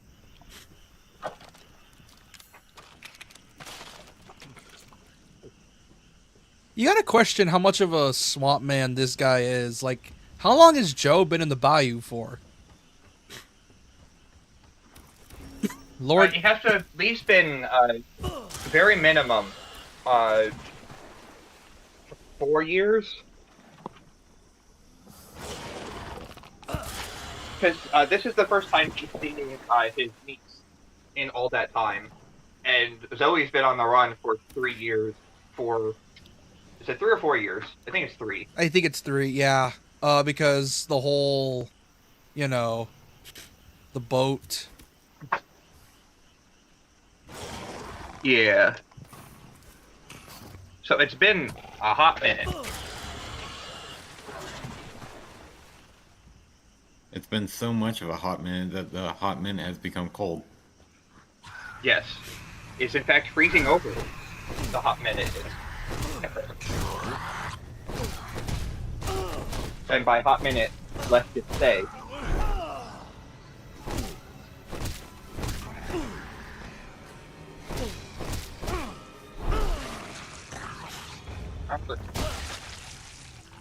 It would have been so cool for this DLC they gave him a slight dodge to like add to the whole melee combat vibe. Like if they were gonna go melee combat with Joe, they should have given him a perfect parry and a dodge to make this a bit more fun. Because I mean, this DLC is clearly not scary. Neither of these these are. It's literally, you're playing as two brick shit houses blazing through a like place full of mutants, you are not expected to be scared. Unpopular opinion. I don't think Resident Evil has ever been scary. It's been startling, It depends on the game. but it's been. Yeah, I don't know. I've just never been scared by Resident Evil, and it's one of the first games I've ever played. I think it's a startling game. Well, to be fair, But you it's always grew up been playing a Silent fitting Hill, camp. so you're probably jaded, which understandable. And Resident Evil 2. I guess not Resident Evil 2, because I only had 3. When I was growing up, the reason I think I liked 3 more than 2 is I didn't have all of 2. I only had Claire's disc, which means I could only play Claire B or Claire A. I couldn't even do Claire B or Leon A or Leon B, for that matter. But 3 is all in one disc. So I played the hell out of 3. And that one would be considered the scariest of the original trilogy. Because fucking Nemesis. My god, he's scary. And then they made his AI worse in the remake. Why? Because that remake was very obviously rushed. Yeah, it's the weirdest thing is how comparable 3 remakes AI for Nemesis and how he's treated is the exact same way that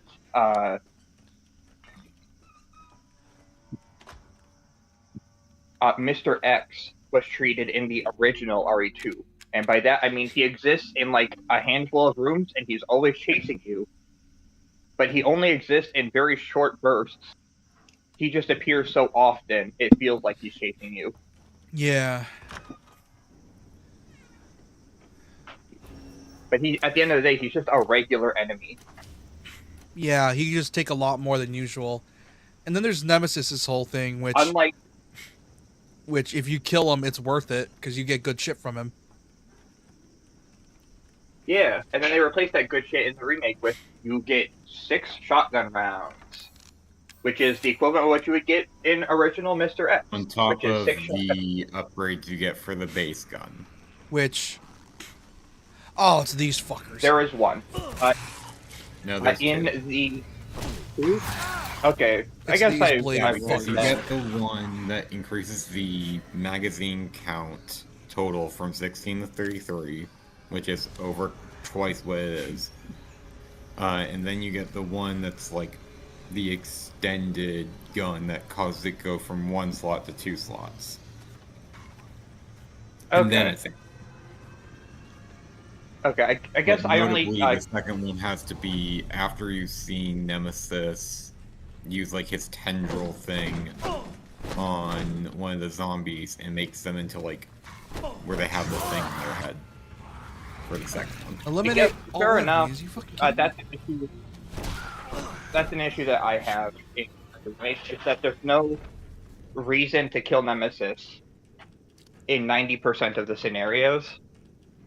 He's so easy. He takes a single grenade to kill, and he's out for the entire encounter. But also, he exists for 2 rooms, and his AI is super easy to exploit.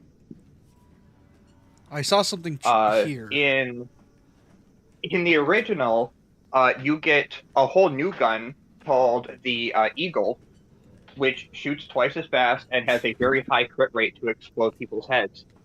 And then you get a lever action shotgun that like shotgun. It's super that has fast. It's super fast. It has a very wide spread, but not a whole lot of range. So it's really good at crowd control and pumping out damage. Especially because in the original RE3, there was a better weapon or ammo crafting system with the gunpowder. You had A, B, and C, and you can combine them in any order to get stuff that you wanted. If you wanted shotgun ammo, which is what I always do, I go AAB, because that changes double A is medium handgun. Add a B at the end, and it's a large shotgun. Speaking Not of... as much as a BBB. Speaking of 3's crafting system, do you think they're bringing that back with the RE9?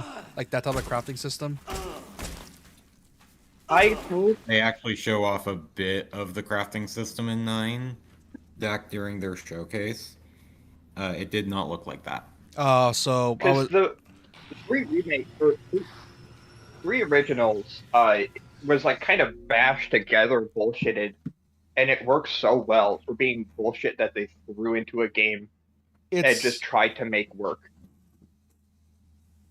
Because it's essentially so they cool. Because you have they essentially threw shit out of the wall and a lot of the good shit worked or stuck on. yeah, and then they dropped it for 4 and 5, but 5 has the grenade launcher. So if you want your fancy ammo crafting, you can buy it from the store and just constantly swap out grenade launcher ammo. But you only have 9 slots, and 2 of them are going to be used for ballistic vest or the melee vest and the gun vest. So realistically, 7 slots, and that game's super limiting. But Fuck. you know, Yeah, I gotcha.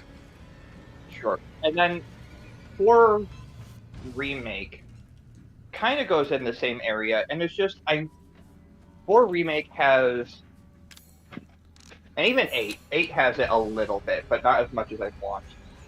But it just has like Just enough. it has a handful of resources. I think it has too many resources. If you limit the amount of resources and let those same resources, I mean, not limit as in the amount you get, but in the amount that you can pick from. Like, what if a bunch of stuff goes scrap metal instead of just the one thing, and you get to pick between your scrap metal, or even just 2? I think 3 works so well is because you only have A and B ammo, and that's it. And A, you B, and combine C. them into C, and then you combine various amounts of A, B, and C. Well, C is made from A plus B, so C doesn't even exist regularly. It's just A, B. Eliminate enemies? Are you And fucking because kidding it's a me? limiting, you combine A, B, get C, and now you can work with A, B, C in like a variety of different ways. And also the fact that if you keep making worse ammos in RE3, there's an invisible like Counter. XP meter on how well you craft that. Like you craft A once, and you get like 90 bullets. Craft it again, you have a ton of XP making A ammo now, and you get like 150 next time. Do that a bunch more, and you get enhanced hand grenades, which is significantly better. You know what also has gun crafting? And if you Dirge use that with the Cerberus. Eagle gun, Dude, I want a Dirge Cerberus remastered. It's one of those games that looks so bad, I gotta play it. I have to. But yeah, like I'm hoping they bring back. Okay, let me see. This is what the crafting looks like. Let me see this shit. Oh, okay. Oh, that's not as. It's okay. He posted what the crafting system looks like in 9. Be right back. Funnily enough, you will be needing blood in order to craft stuff, so. So basically, it's the Evil Within route. Got it. Evil Within 2 actually does ammo pretty well, where you just get a bunch of your ammo is based off of gunpowder, scrap pipes, and like chemicals. And then each of the ammo takes a varying amount of chemicals and scraps. And it's like, oh, is it worth it to make one flash bomb, which is super powerful and lets me stealth kill like 8 people or less, depending on how spread out they are? Or do I make 4, like, or 3 electric traps, which are shorter range, but they can be set up on the ground as landmines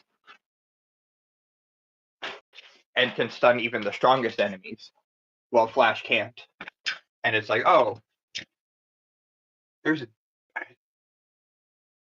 get some good variety with limited resources.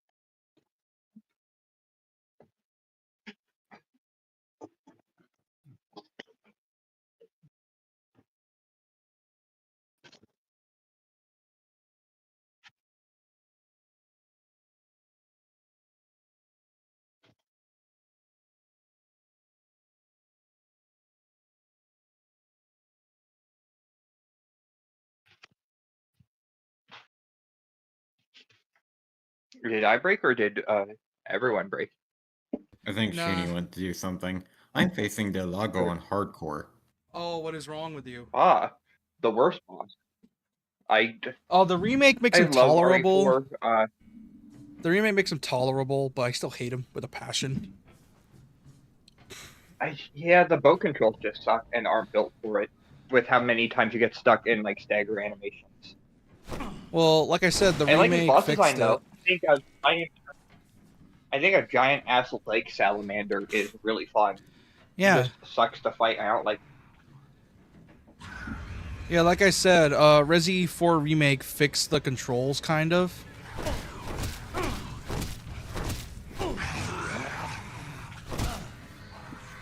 And I say kind of in quotes. Work for the first hit enough. Because, you can control where Leon's gonna move, or where Leon's at when you're fighting Delago. So you don't gotta worry too much. I need to play. I Four need to make. play Four Make already. Well, you said your brother has a PS5, right? Yeah, the issue is if I buy Four Make, Because... yeah, it's also just on PS4. Oh yeah, I told you that, I forgot. It'll melt my system. Most likely, but hey, it'll be worth it. The quirks of not having or not caring about modern games is when I care about that one game once in like 4 years, I can't play it. Yeah, I remember when I was streaming. I remember when I was. I still remember when I was streaming for Make. You weren't like a bit on the fence about it, and then you heard the gunplay, and it's like, oh, that is way better than 7 and 8's gunplay. Like the gun sounds so much better. I just don't like first person. It's better gunplay. I don't like first person games. So 7 and 8 don't do it for me. Especially first person games, like first person shooters. No. Unless they're arcadey. Like the first Halo games are fairly arcadey, and those are fun. And like, you know, older when they weren't meant to be taken as seriously, but still had serious topics. Yeah, understandable. Yeah, it's, you know. Like, Also, I'm a sucker for crafting my own. I don't really get down into the nitty-gritty scrounging stuff is what I live for. I'm one of 2 people that physically sat at a campfire and made the split point bullet in Red Dead 2 as I sat and held down the X button to cut in notches into each one of my bullets individually. Ah, I see you too are a psychopath. I did the same thing. They're better. And they're fun. I'm the one who went around picking up mint and thyme and oregano and hunting bears to make the specific, like, golden ringed. Because bear gets you big game meat. And wolves too, but bears they get you more. And the pelts sell for more generally. And then you combine that with those herbs. And then you get the ones that give you infinite health for a short time, and infinite stamina, and infinite deadeye. And then I would combine that with like the tobacco. I think it was the tobacco one is the one that gives you infinite deadeye. And now I just have like an extra like 3-5 seconds of deadeye. Man, I really need to finish. First time I really need to finish Red Dead 2. Because I got it, and I got I got chapter 2 and 3, and I got bored, and then I put it away. Mainly because it's like, it's the same issue as with you, like with Breath of the Wild and like Elden Ring. They were just too much. Like, yeah, there is, but it's the good type of too much where it's so wildly different from itself. If you have too much of one thing, you go do another thing. But the story too much, go dick around in town and pick flowers if that's your thing, and buy outfits and accessorize. And then go back to the story. Money for it, and if you don't, go rob someone. Yeah, go rob someone. Yeah, but here's what I do. I play poker for like 5 hours straight because I just like playing poker. Story too intense. Play both poker and Saint Denis. Yeah, with me I have morals, so I would have never robbed someone in RDR2, which is so fucking ironic considering the game's plot. Yeah. But like, I don't know. But that's also, I think the plot's built around you being a scumbag in the first 2 chapters and then mellowing out. At least that's how I played it, and I think I did the perfect game, because I started Red Dead 2 realizing that every single train that walked past, or not walked past, drove past, was like a gold mine. This is it. Finally. Because, you know, you have the specific mechanic for the 2 safes that are on trains, blow them up with dynamite, and then robbing everyone. And then if you're smart enough, you can catch the train in areas where the cops and lawmen can't get to you. And you can Yeah. plan your own heists completely naturally. And it's really fun. Also, before we continue, And then sometimes you rob a train, and then the train fills itself with boxes for some reason. yeah. Anyway. Also, before we continue, I would just want to say I love Joe's very much old man brain, where it's like, "What's this science shit?" And then it's like synthesizing cure, and it stops from doing, and it's like, "Are you kidding me?" And he just starts beating the shit out of it until it works. Give him the old slap test. Recharge those batteries with a little bit of jocelyn.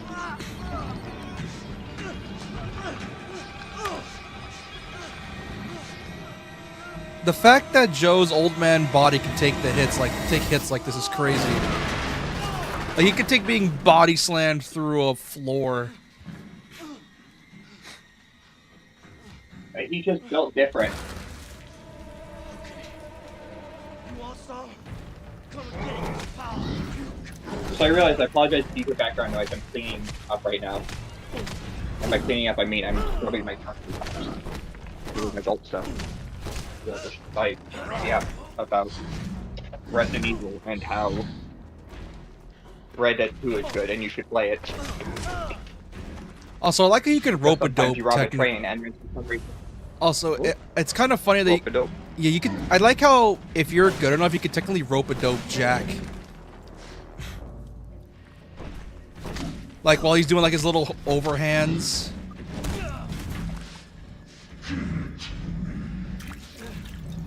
You could technically rope a dope his ass and just like loop him.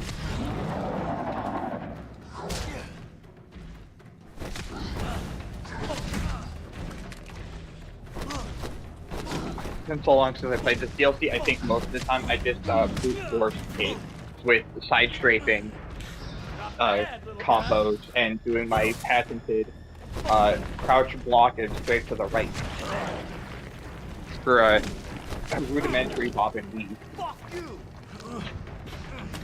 Oh, it's the power bomb! Power bomb!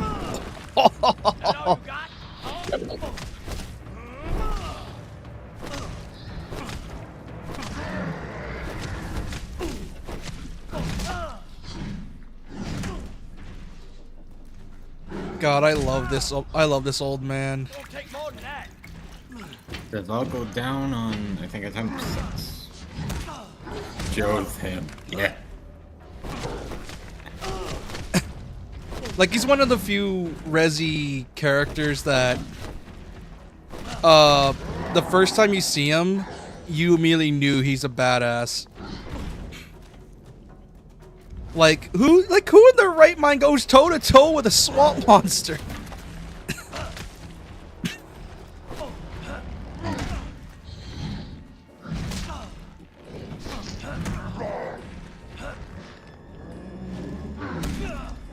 What the? I would probably fight the swamp monster if I was given the chance, just to prove that I'm not a coward and then promptly die to this swamp monster. Yeah, by getting ripped in half.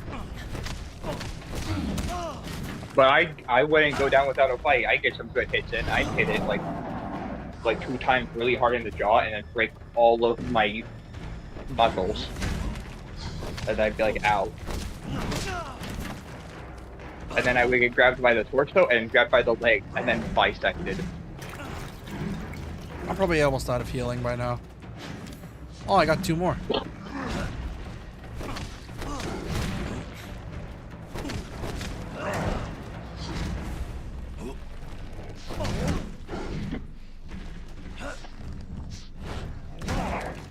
If you're a crazy person that optimizes health, if you only have like 2 red splotches, it's more effective to just go into your inventory and eat a whole grub rather than wasting healing. Well, he ran out of The grubs. game has to be set in modern day because if it was set in the 70s, Joe would solve the series in half a cane. Woo! How you get it done? Boy. Yeah, the Japanese version of Joe just doesn't hit the same because he just goes, oh, he's like relieved. Here he's like, it's the adrenaline kicking in, and he's like, woo, like woo. Like it's not the same. Yeah, it hit the Ric Flair scream where he goes, "Whoa!" Hopefully, I'm not the only one that knows the Ric Flair scream. I think it's Ric Flair, I don't know who that is. wrestler. I've been very wrestler brained today, apparently. Yeah, but either way, it's still so funny because, like this old man pushing 60 or is 60 is doing power bombs, and considering it's implied, I like to think it's implied that he fought gators for a living. He definitely learned that shit from fighting gators. You cannot tell me he didn't. So, Yeah. Joe medicine. You're going to be fine. Yeah.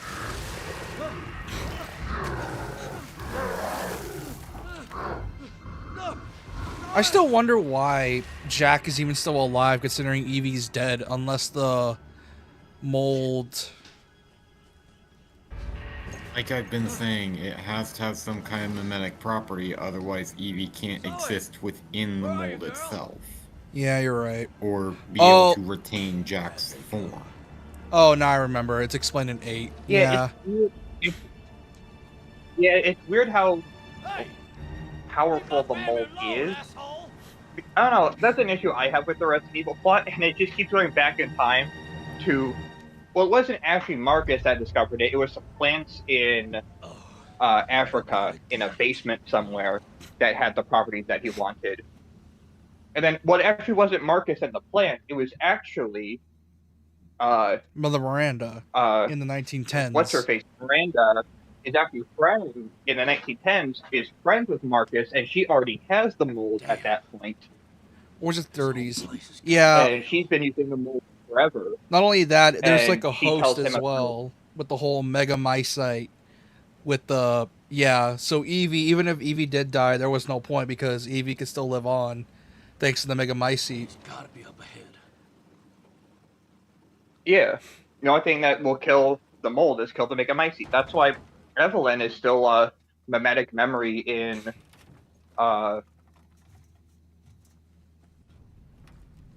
what's it space, and that is like 99% retroactive headcanon. Probably the same thing that is used in Rev 2. Rev 2 also probably uses the mold. No, considering that whole thing is about like reincarnation with mimetic memories into another person because I'm dying. No, from what I can So tell, let it me uses infect a myself. no. I don't believe it because of the fact that Rev 2, I think it's based off of Ouroboros, because the whole thing with the Rev 2's enemies and the monster designs is that when an enemy has a regen, they heal like the monsters from Resi 5, aka the tentacle monsters. So it's definitely based off Ouroboros. I just no, I mean it's probably obviously Ouroboros because Wesker is Ouroboros. But you know how Nemesis is the T virus, the D virus, and Megamycete, JK. Mega. MEGA. I probably said Metamycete by accident. No, I don't know if he's making a joke or he heard it wrong, but he typed the Megamycete. Megamycete, which is a weird way to pronounce it because here's the thing, usually when Resi's MO with their virus is, it's literally always either C virus, T virus. Like, it's Megamycete or Mutamycete. Like, mutation. Maybe. Why does Alex Wesker reincarnate into a child after the game is done? I still don't know. Because I think she was slowly dying and she needed an out. No, but physically how? basically, how does she do it? Oh, you were That's why I'm making saying it's mold. Okay. That's why I'm saying that it might be a retroactive mold thing, because they thought of it in Rev 2, and it's like, oh, that's actually a really good idea. Reincarnation / living forever through a mold. Basically, how does Alex get her personality and brain and her consciousness into a child? Because it doesn't matter what ending you get, she does it anyways. It's just, if you get the bad ending, She does it early. spoilers, Moira's dead, and she does it early. And if Moira survives, she does it in the helicopter back to the United States. Not exactly in the helicopter back to the U.S. Honestly, it's probably a lot closer than that. She's awakened later. But Natalia is no longer there. It's a very much Leslie, or Ruvik is escaping STEM through Leslie type scenario. Yeah, which, you know what I find funny is that, and I find this so funny, why is it that ex-Resi devs from Capcom specifically, they can start a plotline and then never finish it? I noticed that with every single ex-Resi dev. Well, they can just never finish their plot lines. I would say. Well, that's more so Shinji had a protege, and he wanted her to finish the game for him. And then she left while Bethesda. He went to work on other stuff. Well, no, they killed her company. And then she left Bethesda. And then she took all of her work with her to make Ghostwire Tokyo. No, Ghostwire was still Tango. Instead of finishing it.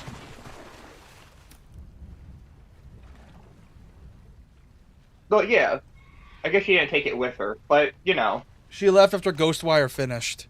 Yeah, because they took her.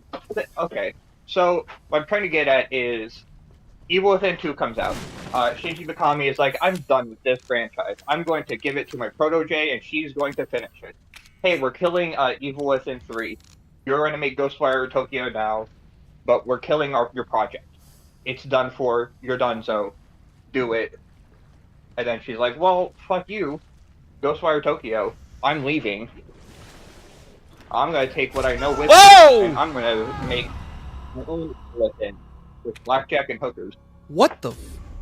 Which I don't think anything's coming out from her yet. I got jump scared by a gator.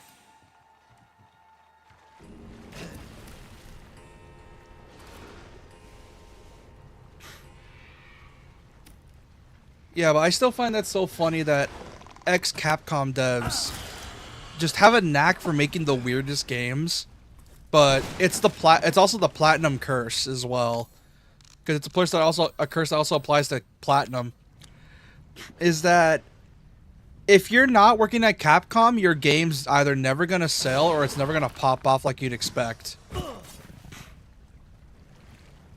Like it happened with it happened with Hi-Fi Rush. It happened with Ghostwire. It happened with Evil Within. It happened with most of Platinum Games' games. The only exception is Inti, because Inti's games are very much small in scale, so they can get away with making any game they want because their games are small. Like almost like the brand name is half of the reason people buy the game. People don't buy Resident Evil. Well, I want to say Resident Evil's still good, but half the people buy Resident Evil because it's Resident Evil. Yeah. The other half of the people will buy anything that's survival horror. Yeah, like for example, the people that love Resident Evil, only half of them are gonna buy Crow Country. Which play Crow Country, it's great. Half of Crow Country's great. I beat it my first time. I got a platinum on my second try. I got 99% of the trophies on my first time through the game. The only one I didn't get is S+.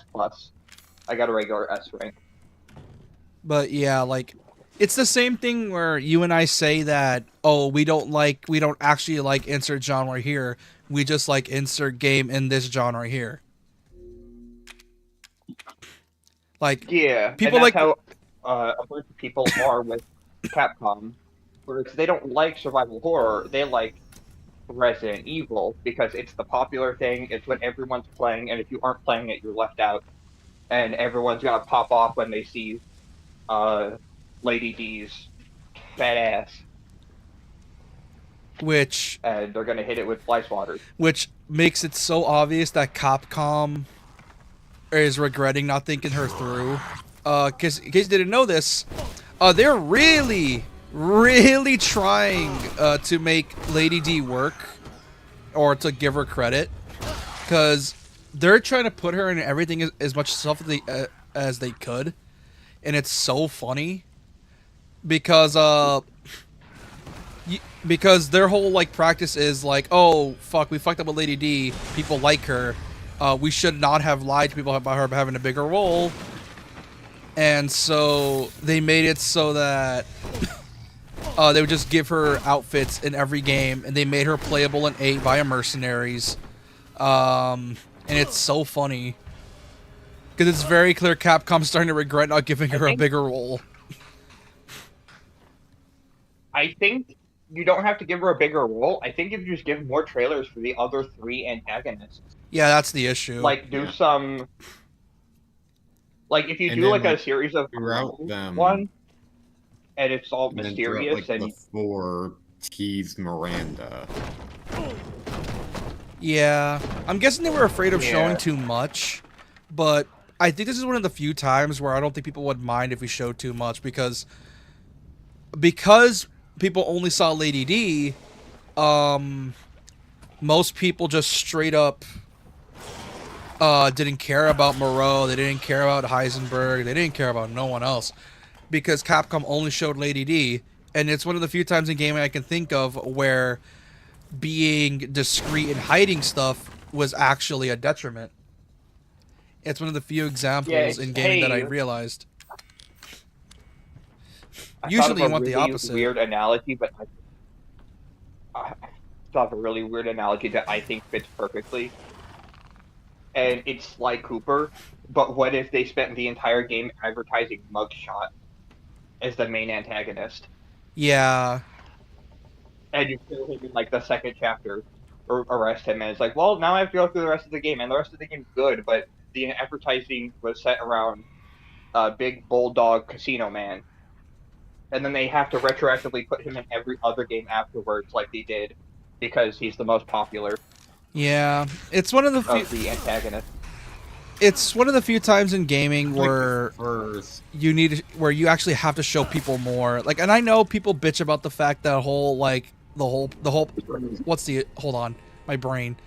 I know people bitch about the fact is that people or developers show too much, but there are times where you need to show too much because of the fact that if you don't show too much, it sets expectations that you unknowingly set for yourself without realizing. And that's the main issue some devs have, because like they'll promote like this, because in order to hide the rest of the game from the world, in order to like give it a surprise, they end up setting false expectations of only showing off the one pro tag or the one villain out of 10. And and like I said, usually you want the opposite. You want to try to hide shit. But man, did they really drop the ball with the game's marketing? And I like 8. And I was thinking of ways you could do the trailers and add more trailers. Maybe cut out some of the Lady D trailers if money is an issue, but you know, money isn't an issue for Capcom. They have more money than God.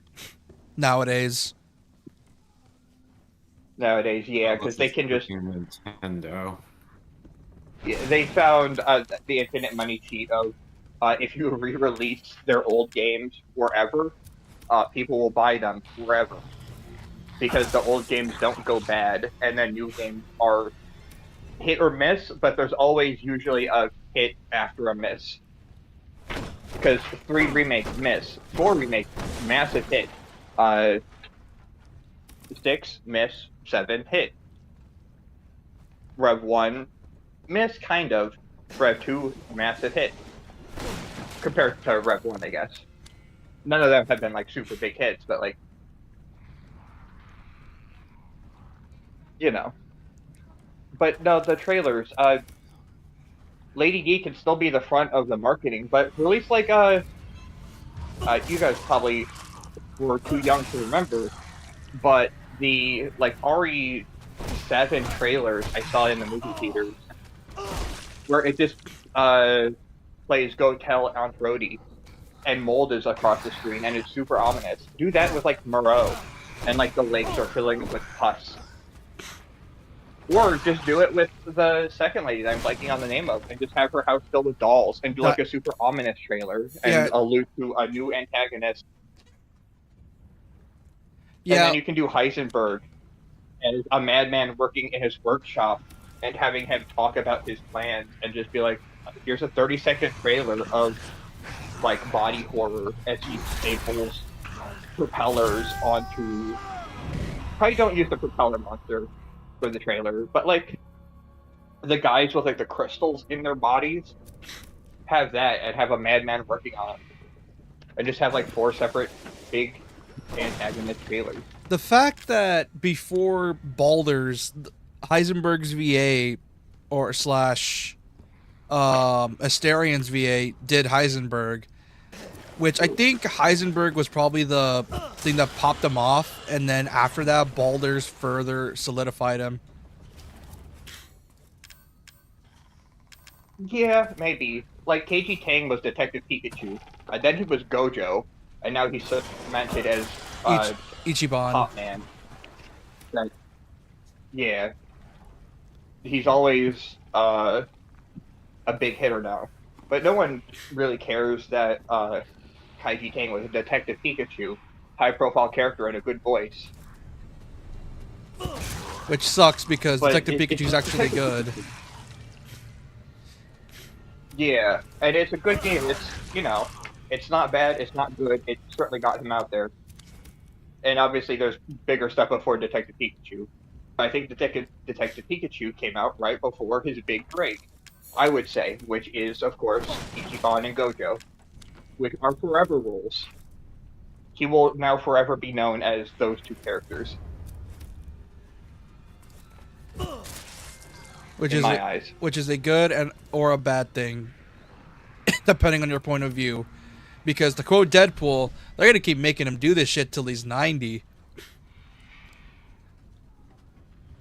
Yeah. Try to find another one. Alex Yee. Alex Lee, who is I keep Zenitsu, calling him Yee because of his name. which, Yeah, I ew. keep saying Alex Yee because of my name. But, and then he popped off with, like, I'm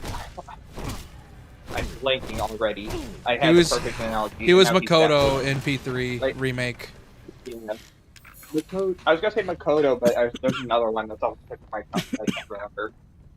Anyways, he was a shit poster beforehand, and he's a shit poster now. He still is now. What you mean? Same with, I was about to say, what you mean he used to be a shit He poster. still is. I love that, man. I he watch got- his streams every now and then. He bullied Fuka's voice actor into doing memes with him, and not bully, but you know, like It's okay. doing the Fuka memes. I He peer absolutely pressured. Fuka up this cake. I made an absolutely poo-poo doo-doo cake. I absolutely Fuka it up. He also did. He also managed to peer pressure Ryu's VA, aka Gohan, into doing the Hey, I'm Ryu from Streets.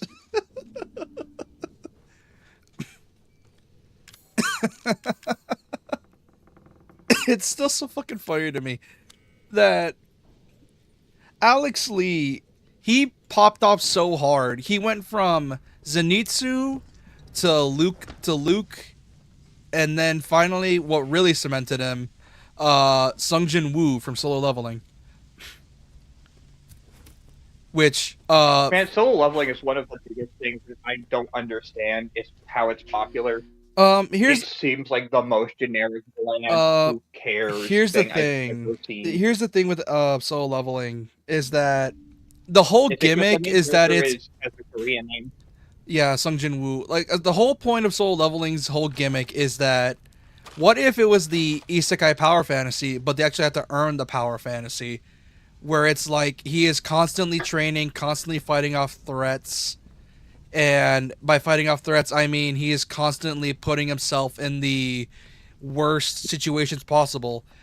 And what makes it appealing is you actually see the training. You actually see him struggle to fight these things. And when he manages to beat them and fights the actual villain, it becomes satisfying because of the fact that he earned that power. So it's every single good power fantasy anime. Yeah. It's just that it's so surrounded by slop of isekai slop that it's granted as being the best because everything else around it is down in Town in terms of quality. Well, here's the thing. It's, how do I describe it? When it first came out and it was first talked about, people described it as if SAO was good. That's how they describe Solo Leveling. Because you know how it's basically a Yeah, I also heard that Dot Hack is... I heard Dot Hack was apparently sword art, but good. Yeah, pretty much. Dot Hack? No. Dot Hack... Well, Dot Hack predates SAO. Yeah, I heard that both of them are good. I can't stand either. I think they're both. Well, but that's just my own personal take. Not only that, it's that essentially another thing that makes it appealing is that essentially it's a sort of a whole the world is against him deal, because oh, look at that, people suck, and he's also losing friends as well. Like his friends do die. He does lose people. He spends the entirety of season 1 and 2 trying to save his mom because he's the only person he can save. Because the few people he failed to save died before he could reach them. So there's also still stakes in there for the whole, yeah, if he's not strong enough, he's not going to be able to save his friends. Because there is actual stakes. And that's the main issue that most power fantasies don't have. They don't have stakes. It's like, we don't have the reason to, like, why do they need to be... Essentially, it's the whole... They ask the question of why do they need to be busted, and, well, they explain why. If they're not busted, their friends are dead. So they're constantly on the grind. That's the whole appeal of Solo Leveling, is that you're seeing someone that's constantly on that grind set. I care about the characters that were in 2 episodes that are now dead, because the main character was dead. Well, it's less that and more just, how to describe it? Because they give them time to care about these characters. The show gives a decent amount of time to them. Like, they're not going to die like 2 or 3 episodes later. Believe it or not, some of them made it to either the end of the season or like the 75% mark. So you do have a decent time to know them.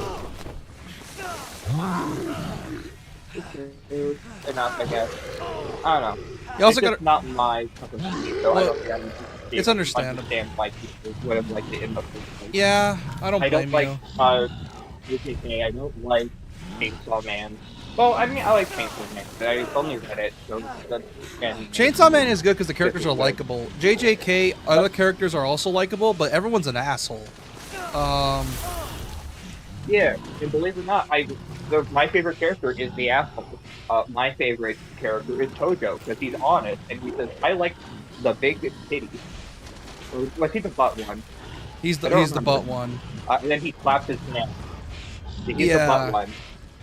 And because he's kind of a dick, but honest, and he's the best bro. Yeah, like, okay, cool. Or yeah, and then everyone else is varying degrees of scumbag. Yeah, and then Gojo is everyone's love with his terrific blue eyes.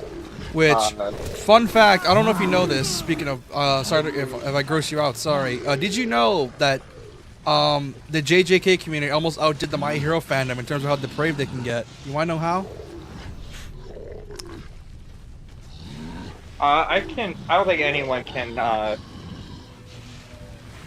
outgrow the amount of growth that I've seen. I was there for the jar that got boiled, if you know what I mean. I saw that picture. Oh, you see, well, see, there's a little thing that went viral when JJK was at its peak. So there was this lady that was a really big Gojo fan, and she had a poster, and she had to use tampon.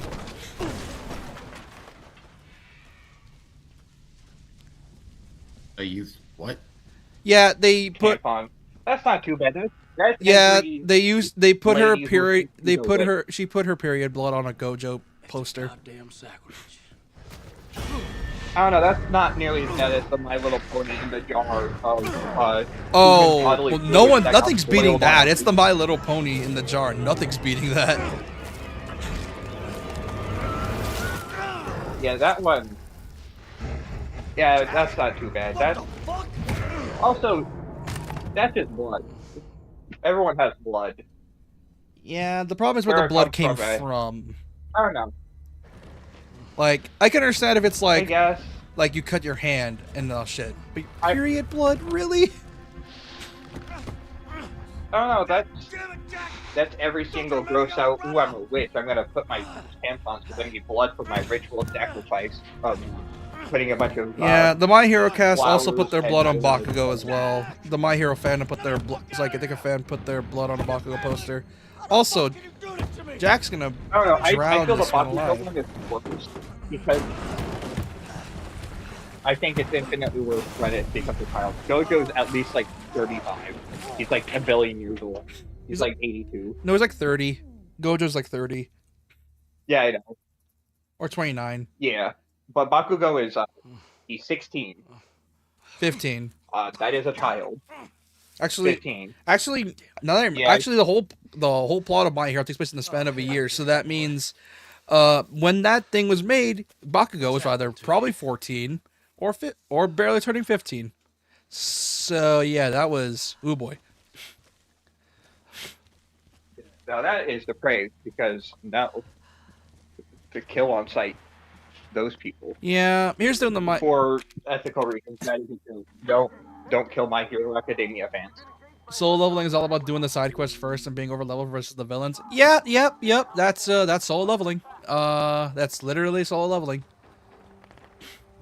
Literally, it's Maybe that's also why I don't care for it because that's just me. If I wanted to watch solo leveling, I would do it myself as I played the first act of Cyberpunk, and the first act of Cyberpunk halfway to level cap, and be like, okay, I may have grinded a little bit too much. also time for the best moment in this game. What the hell? Oh yeah. I get the gauntlet. One of their fancy toys? I get the power fist. Ready for use. They're gonna fist them bastards good. Charging. Doing the old. I think Fistaroo. the only thing I don't like about the fifth is that it removes your need to do combos ever again. But it also gives it to you at the perfect part because there's only like 15 minutes left of the DLC. So there's. If you got it earlier than this, I would hate it. Charge. And if you got it, But they give you later it than so this, I would late. think It's a good reward. Down for good. it gave you it at the perfect point. But That- it does remove the need to ever do combos again. 'Cause There- you just charge this. There's that, and the music You gets just give all them the old- epic as well. If I got a power fist, I would hire an orchestra to follow me around to play epic music. If there's one thing about modern Resi I am kind of miffed about, is that it took until 4 make for the music to get good. That is blasphemy. I know. Is that because after 7 Have the you heard any of the? No, Have you no. heard That's not any what of I the mean. Saber theme? That's not what I mean. I'm talking like post RE7, like from RE7 to RE3 make, the music, or to RE8, the music just didn't hit right. Charging. I guess. I was gonna say 2 make might have good music, but I realized that I played that game with the original soundtrack on almost exclusively. Super I don't Tyrant, actually know. the Super Tyrant is okay, like that theme is okay, but Because I remember that the escape theme still being pretty good when the countdown time started. Get out of my way! Charge. Complete. But yeah, Charge. original, like, 1 is okay, 2 and 3 and Code Veronica are peak music. 4 is okay. I don't like that save room theme. It has a weird tone in it that sparks my... I don't know what it is, but there is a certain musical note that causes my brain to do bad. Is it I don't like the sound. Bad. Because it's a constant. It's a constant. It's constantly repeating itself. It's the da da da da da da da da, and then it's just over and over and over. Yeah. So it's just a constant loop, and I can see It's why you nice. don't like it. One remake also has the same issue, where if the loop is too short. But 4 is okay. I can handle 4, because it's like, okay, as long as I don't stay in here for very long, it's fine. 1 remake, though, that save room theme is like instant. I want to get out of this save room as soon as possible. I don't like this theme. It makes my brain feel bad. Yeah, understandable. And I think 4make fixed it. 4make fixed it, I think, because they made the song longer, from what I can tell.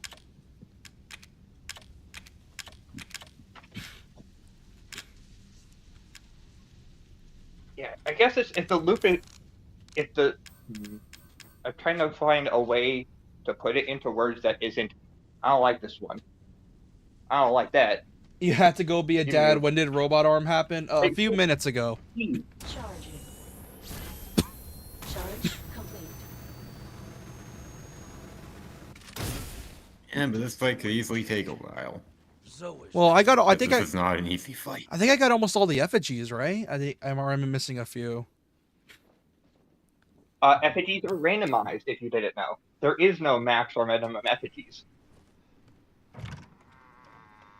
Hold on, let me save again. I don't know if I saved because my memory is shit. But well, I mean, the ones set in the world are always there. But I mean, every single crate, since it's randomized, you can enter here with no extra effigies or all extra effigies. You sure it's randomized? You could die with like... Yeah, because I've died before, and I broke the crate, and what was once like the 5% boxing effigy was a first aid, or like a... Not an herb. Might have been... No, it was scrap metal. One of my 5% effigies got replaced with scrap metal. All the boxes are randomized. Not the one set in the world, though. Like, if you find it in a window, it's always going to be in the window. Yeah. Also, I find it so funny that to this day, Capcom is still reusing ideas from Resident 4. Because I think you mentioned it with RE9, that even RE9 is borrowing from beta or RE4 stuff. Yeah, 8 was also doing that. Like, very obviously, the sisters are based on the Hitman demo. It's very obvious. And then 9 is following a haunting ground trajectory of the old RE4 that got turned into haunting ground because Fiona/Ashley had too much content with the dog. So the dog became, at the beginning of the game only, of hey, it's that dog. And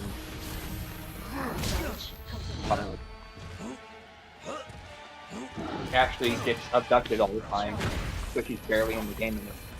She has one section where she suplexes enemies. So, sorry, you played the GameCube version of that game. Did you get the Ashley suplex glitch? I got the what? Ashley can suplex the enemies if it's effective. In the GameCube version. I did not know that was a thing. Yeah, so they removed all of their animations that line up with Leon except for suplex because, oh, there's no way Ashley can knock someone on their feet, so it doesn't matter. But you can. There's a chance that when you fast push open a door at an enemy, and there's one door that you can fast push as Ashley, but it's the enemy, you can then suplex them in that hallway. Charge complete. Because they fall on their knees.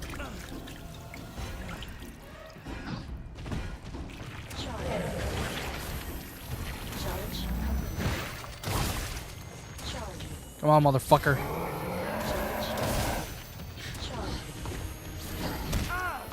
Fun fact, if you beat Joe Must Die mode, you get, I think the other mode, I think you get the other gauntlet, so you can just dual wield power fists. Oh, I didn't know that. I know at least in this section, I'm always cool, and I think about 90% of the time is punching in the dick constantly. But it's safer that way.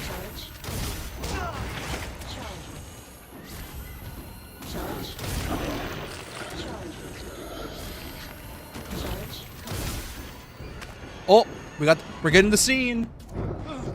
God, this part's so good. From the family, brother. God, I love this part. God, it's so cool. Every single time you get angry old man that refuses to die and just punches the shit out of his mutated brother. Hang in there. You can't tell me that's not I'd cool. like to believe the reason. Oh, I'd like sorry. to believe the reason he comes back because Jack is the only one, besides Mia, I guess, that has been able to actively fend off Evelyn's What brain happened? control Are you okay? because I'm he's fine, popped don't in and worry out about of me. control a It's few all times. over now. And I like to believe that he is still in there trying to reassemble himself to save Zoe from enemies. But he doesn't know what an enemy is. Weapons down. Weapons down. It's all right. Yeah, even though Must you be punched Zoe two of my men. Who the hell's asking? Well, they don't know Redfield. that. All they know is the Been swamp looking all monster over killed him, for and you. he killed the swamp monster. We're here to help.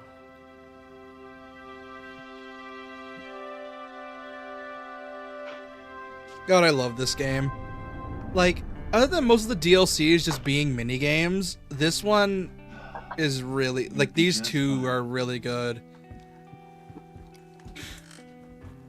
One more than the other, but I yeah, I studied guess. those monsters for 3 years. All of them trying to kill me. I can't believe it's finally over. Famous not a hero hater, Gotta know. but it's not a hero is still fine. Deep down somewhere, they were still your family. And they loved you. Especially your daddy. Even in his final days. God, the whole We when found you her. think about it, It's a the whole tough thing with the gig. Bakers is just so Of tragic. course. Hang on. Someone wants to speak. Yeah, it's a lot more tragic when you play Daughters.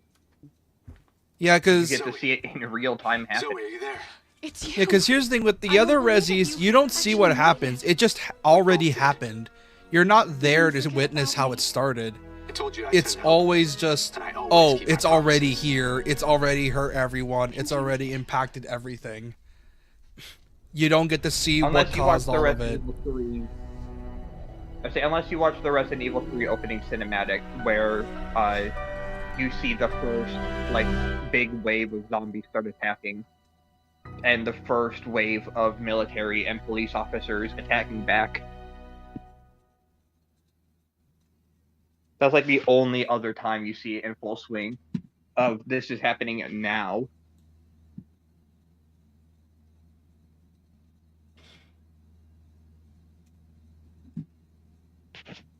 Yeah.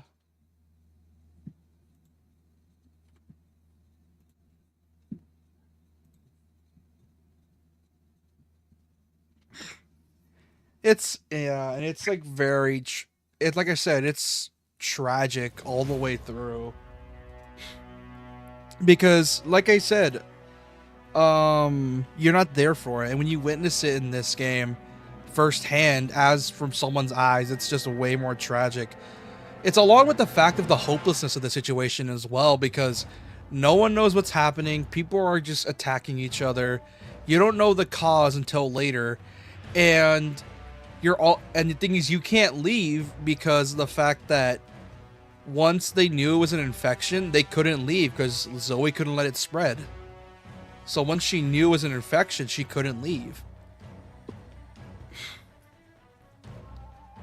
Yeah. Not only that, it And was also, I in, feel like she it was was. also in bumfuck nowhere, she so has- she couldn't avoid anything. Also, she has hacked the cure already, so she's also been spending the last few years trying to get a cure to save herself. And I like to think she was maybe going to try and save some of her family. But I feel like she was probably making the cure so she could save Mia because she's the only other person that she knows isn't super infected. She's seen firsthand that her parents are done for. Maybe save her dad, but on the list of people that Zoe would save if she did make the cure by herself, it's herself first. Maybe Lucas, like at the very least. No, Lucas said it her dad himself. He would. Lucas said it himself. He would not want to go back to the way things were. As a matter of fact, I fully believe Lucas is the main reason she took so long, because of the fact he was way too smart for his own good, and I'm guessing that he set traps for her too. Oh yeah.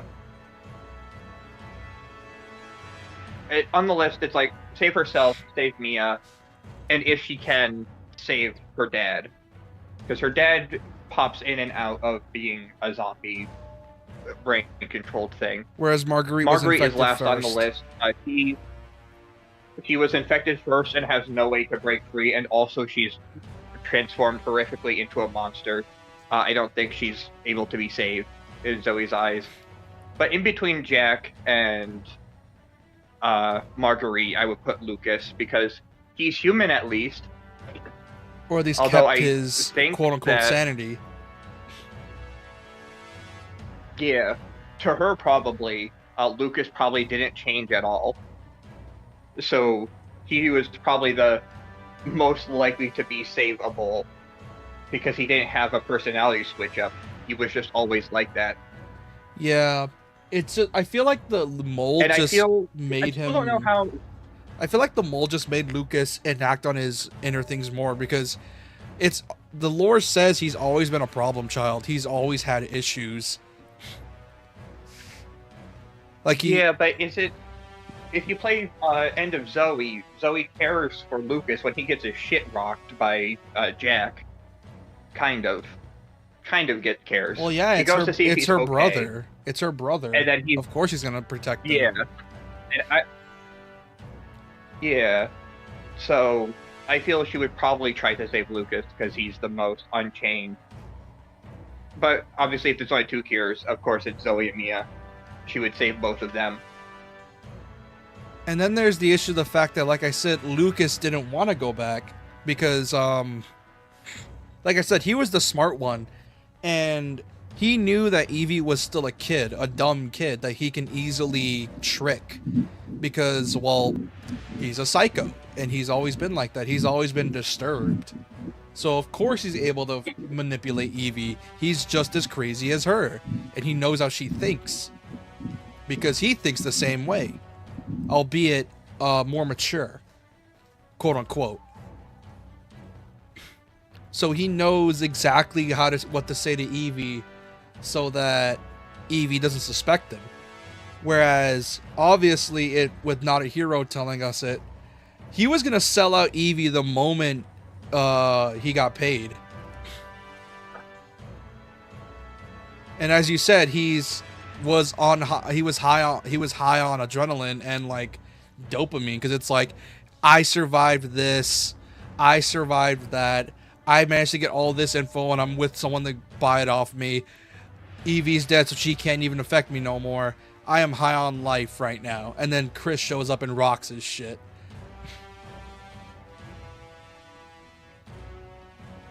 Because, like, you know, he essentially thought he was invincible. And I like to believe the mold just brought out his true colors, because, you know, power corrupts, absolutely, or absolute power always corrupts, or absolute power corrupts, absolutely. And when he got a taste of that power, he immediately went off the deep end, because he realized that, oh, I could survive this and regen from this. I'm invincible. So of course he's gonna act crazy, because he's always been like that.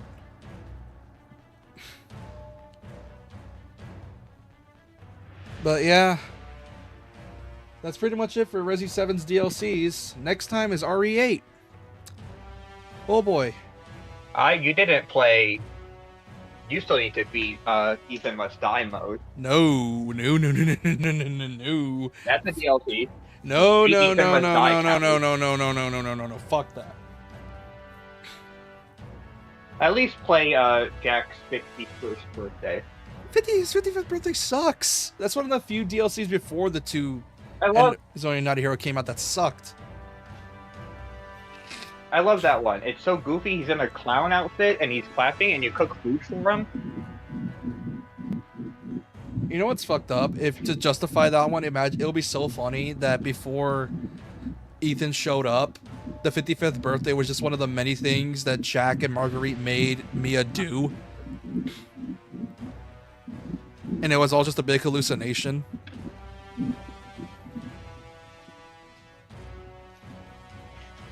But yeah, I'm gonna end stream off here. Probably.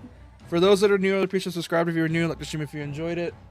We have a Discord. Go subscribe to the Discord. We play D&D. It's fun, and we also do memes. I hope. Yes. I'm sorry. Sorry full for of anger. Sorry for streaming super early, mainly because the fact my internet is only able to work at this time of the day. So just sorry for those that only watch me late at night. And yeah, that's pretty much it. I stream every Sunday, Tuesday, Thursday.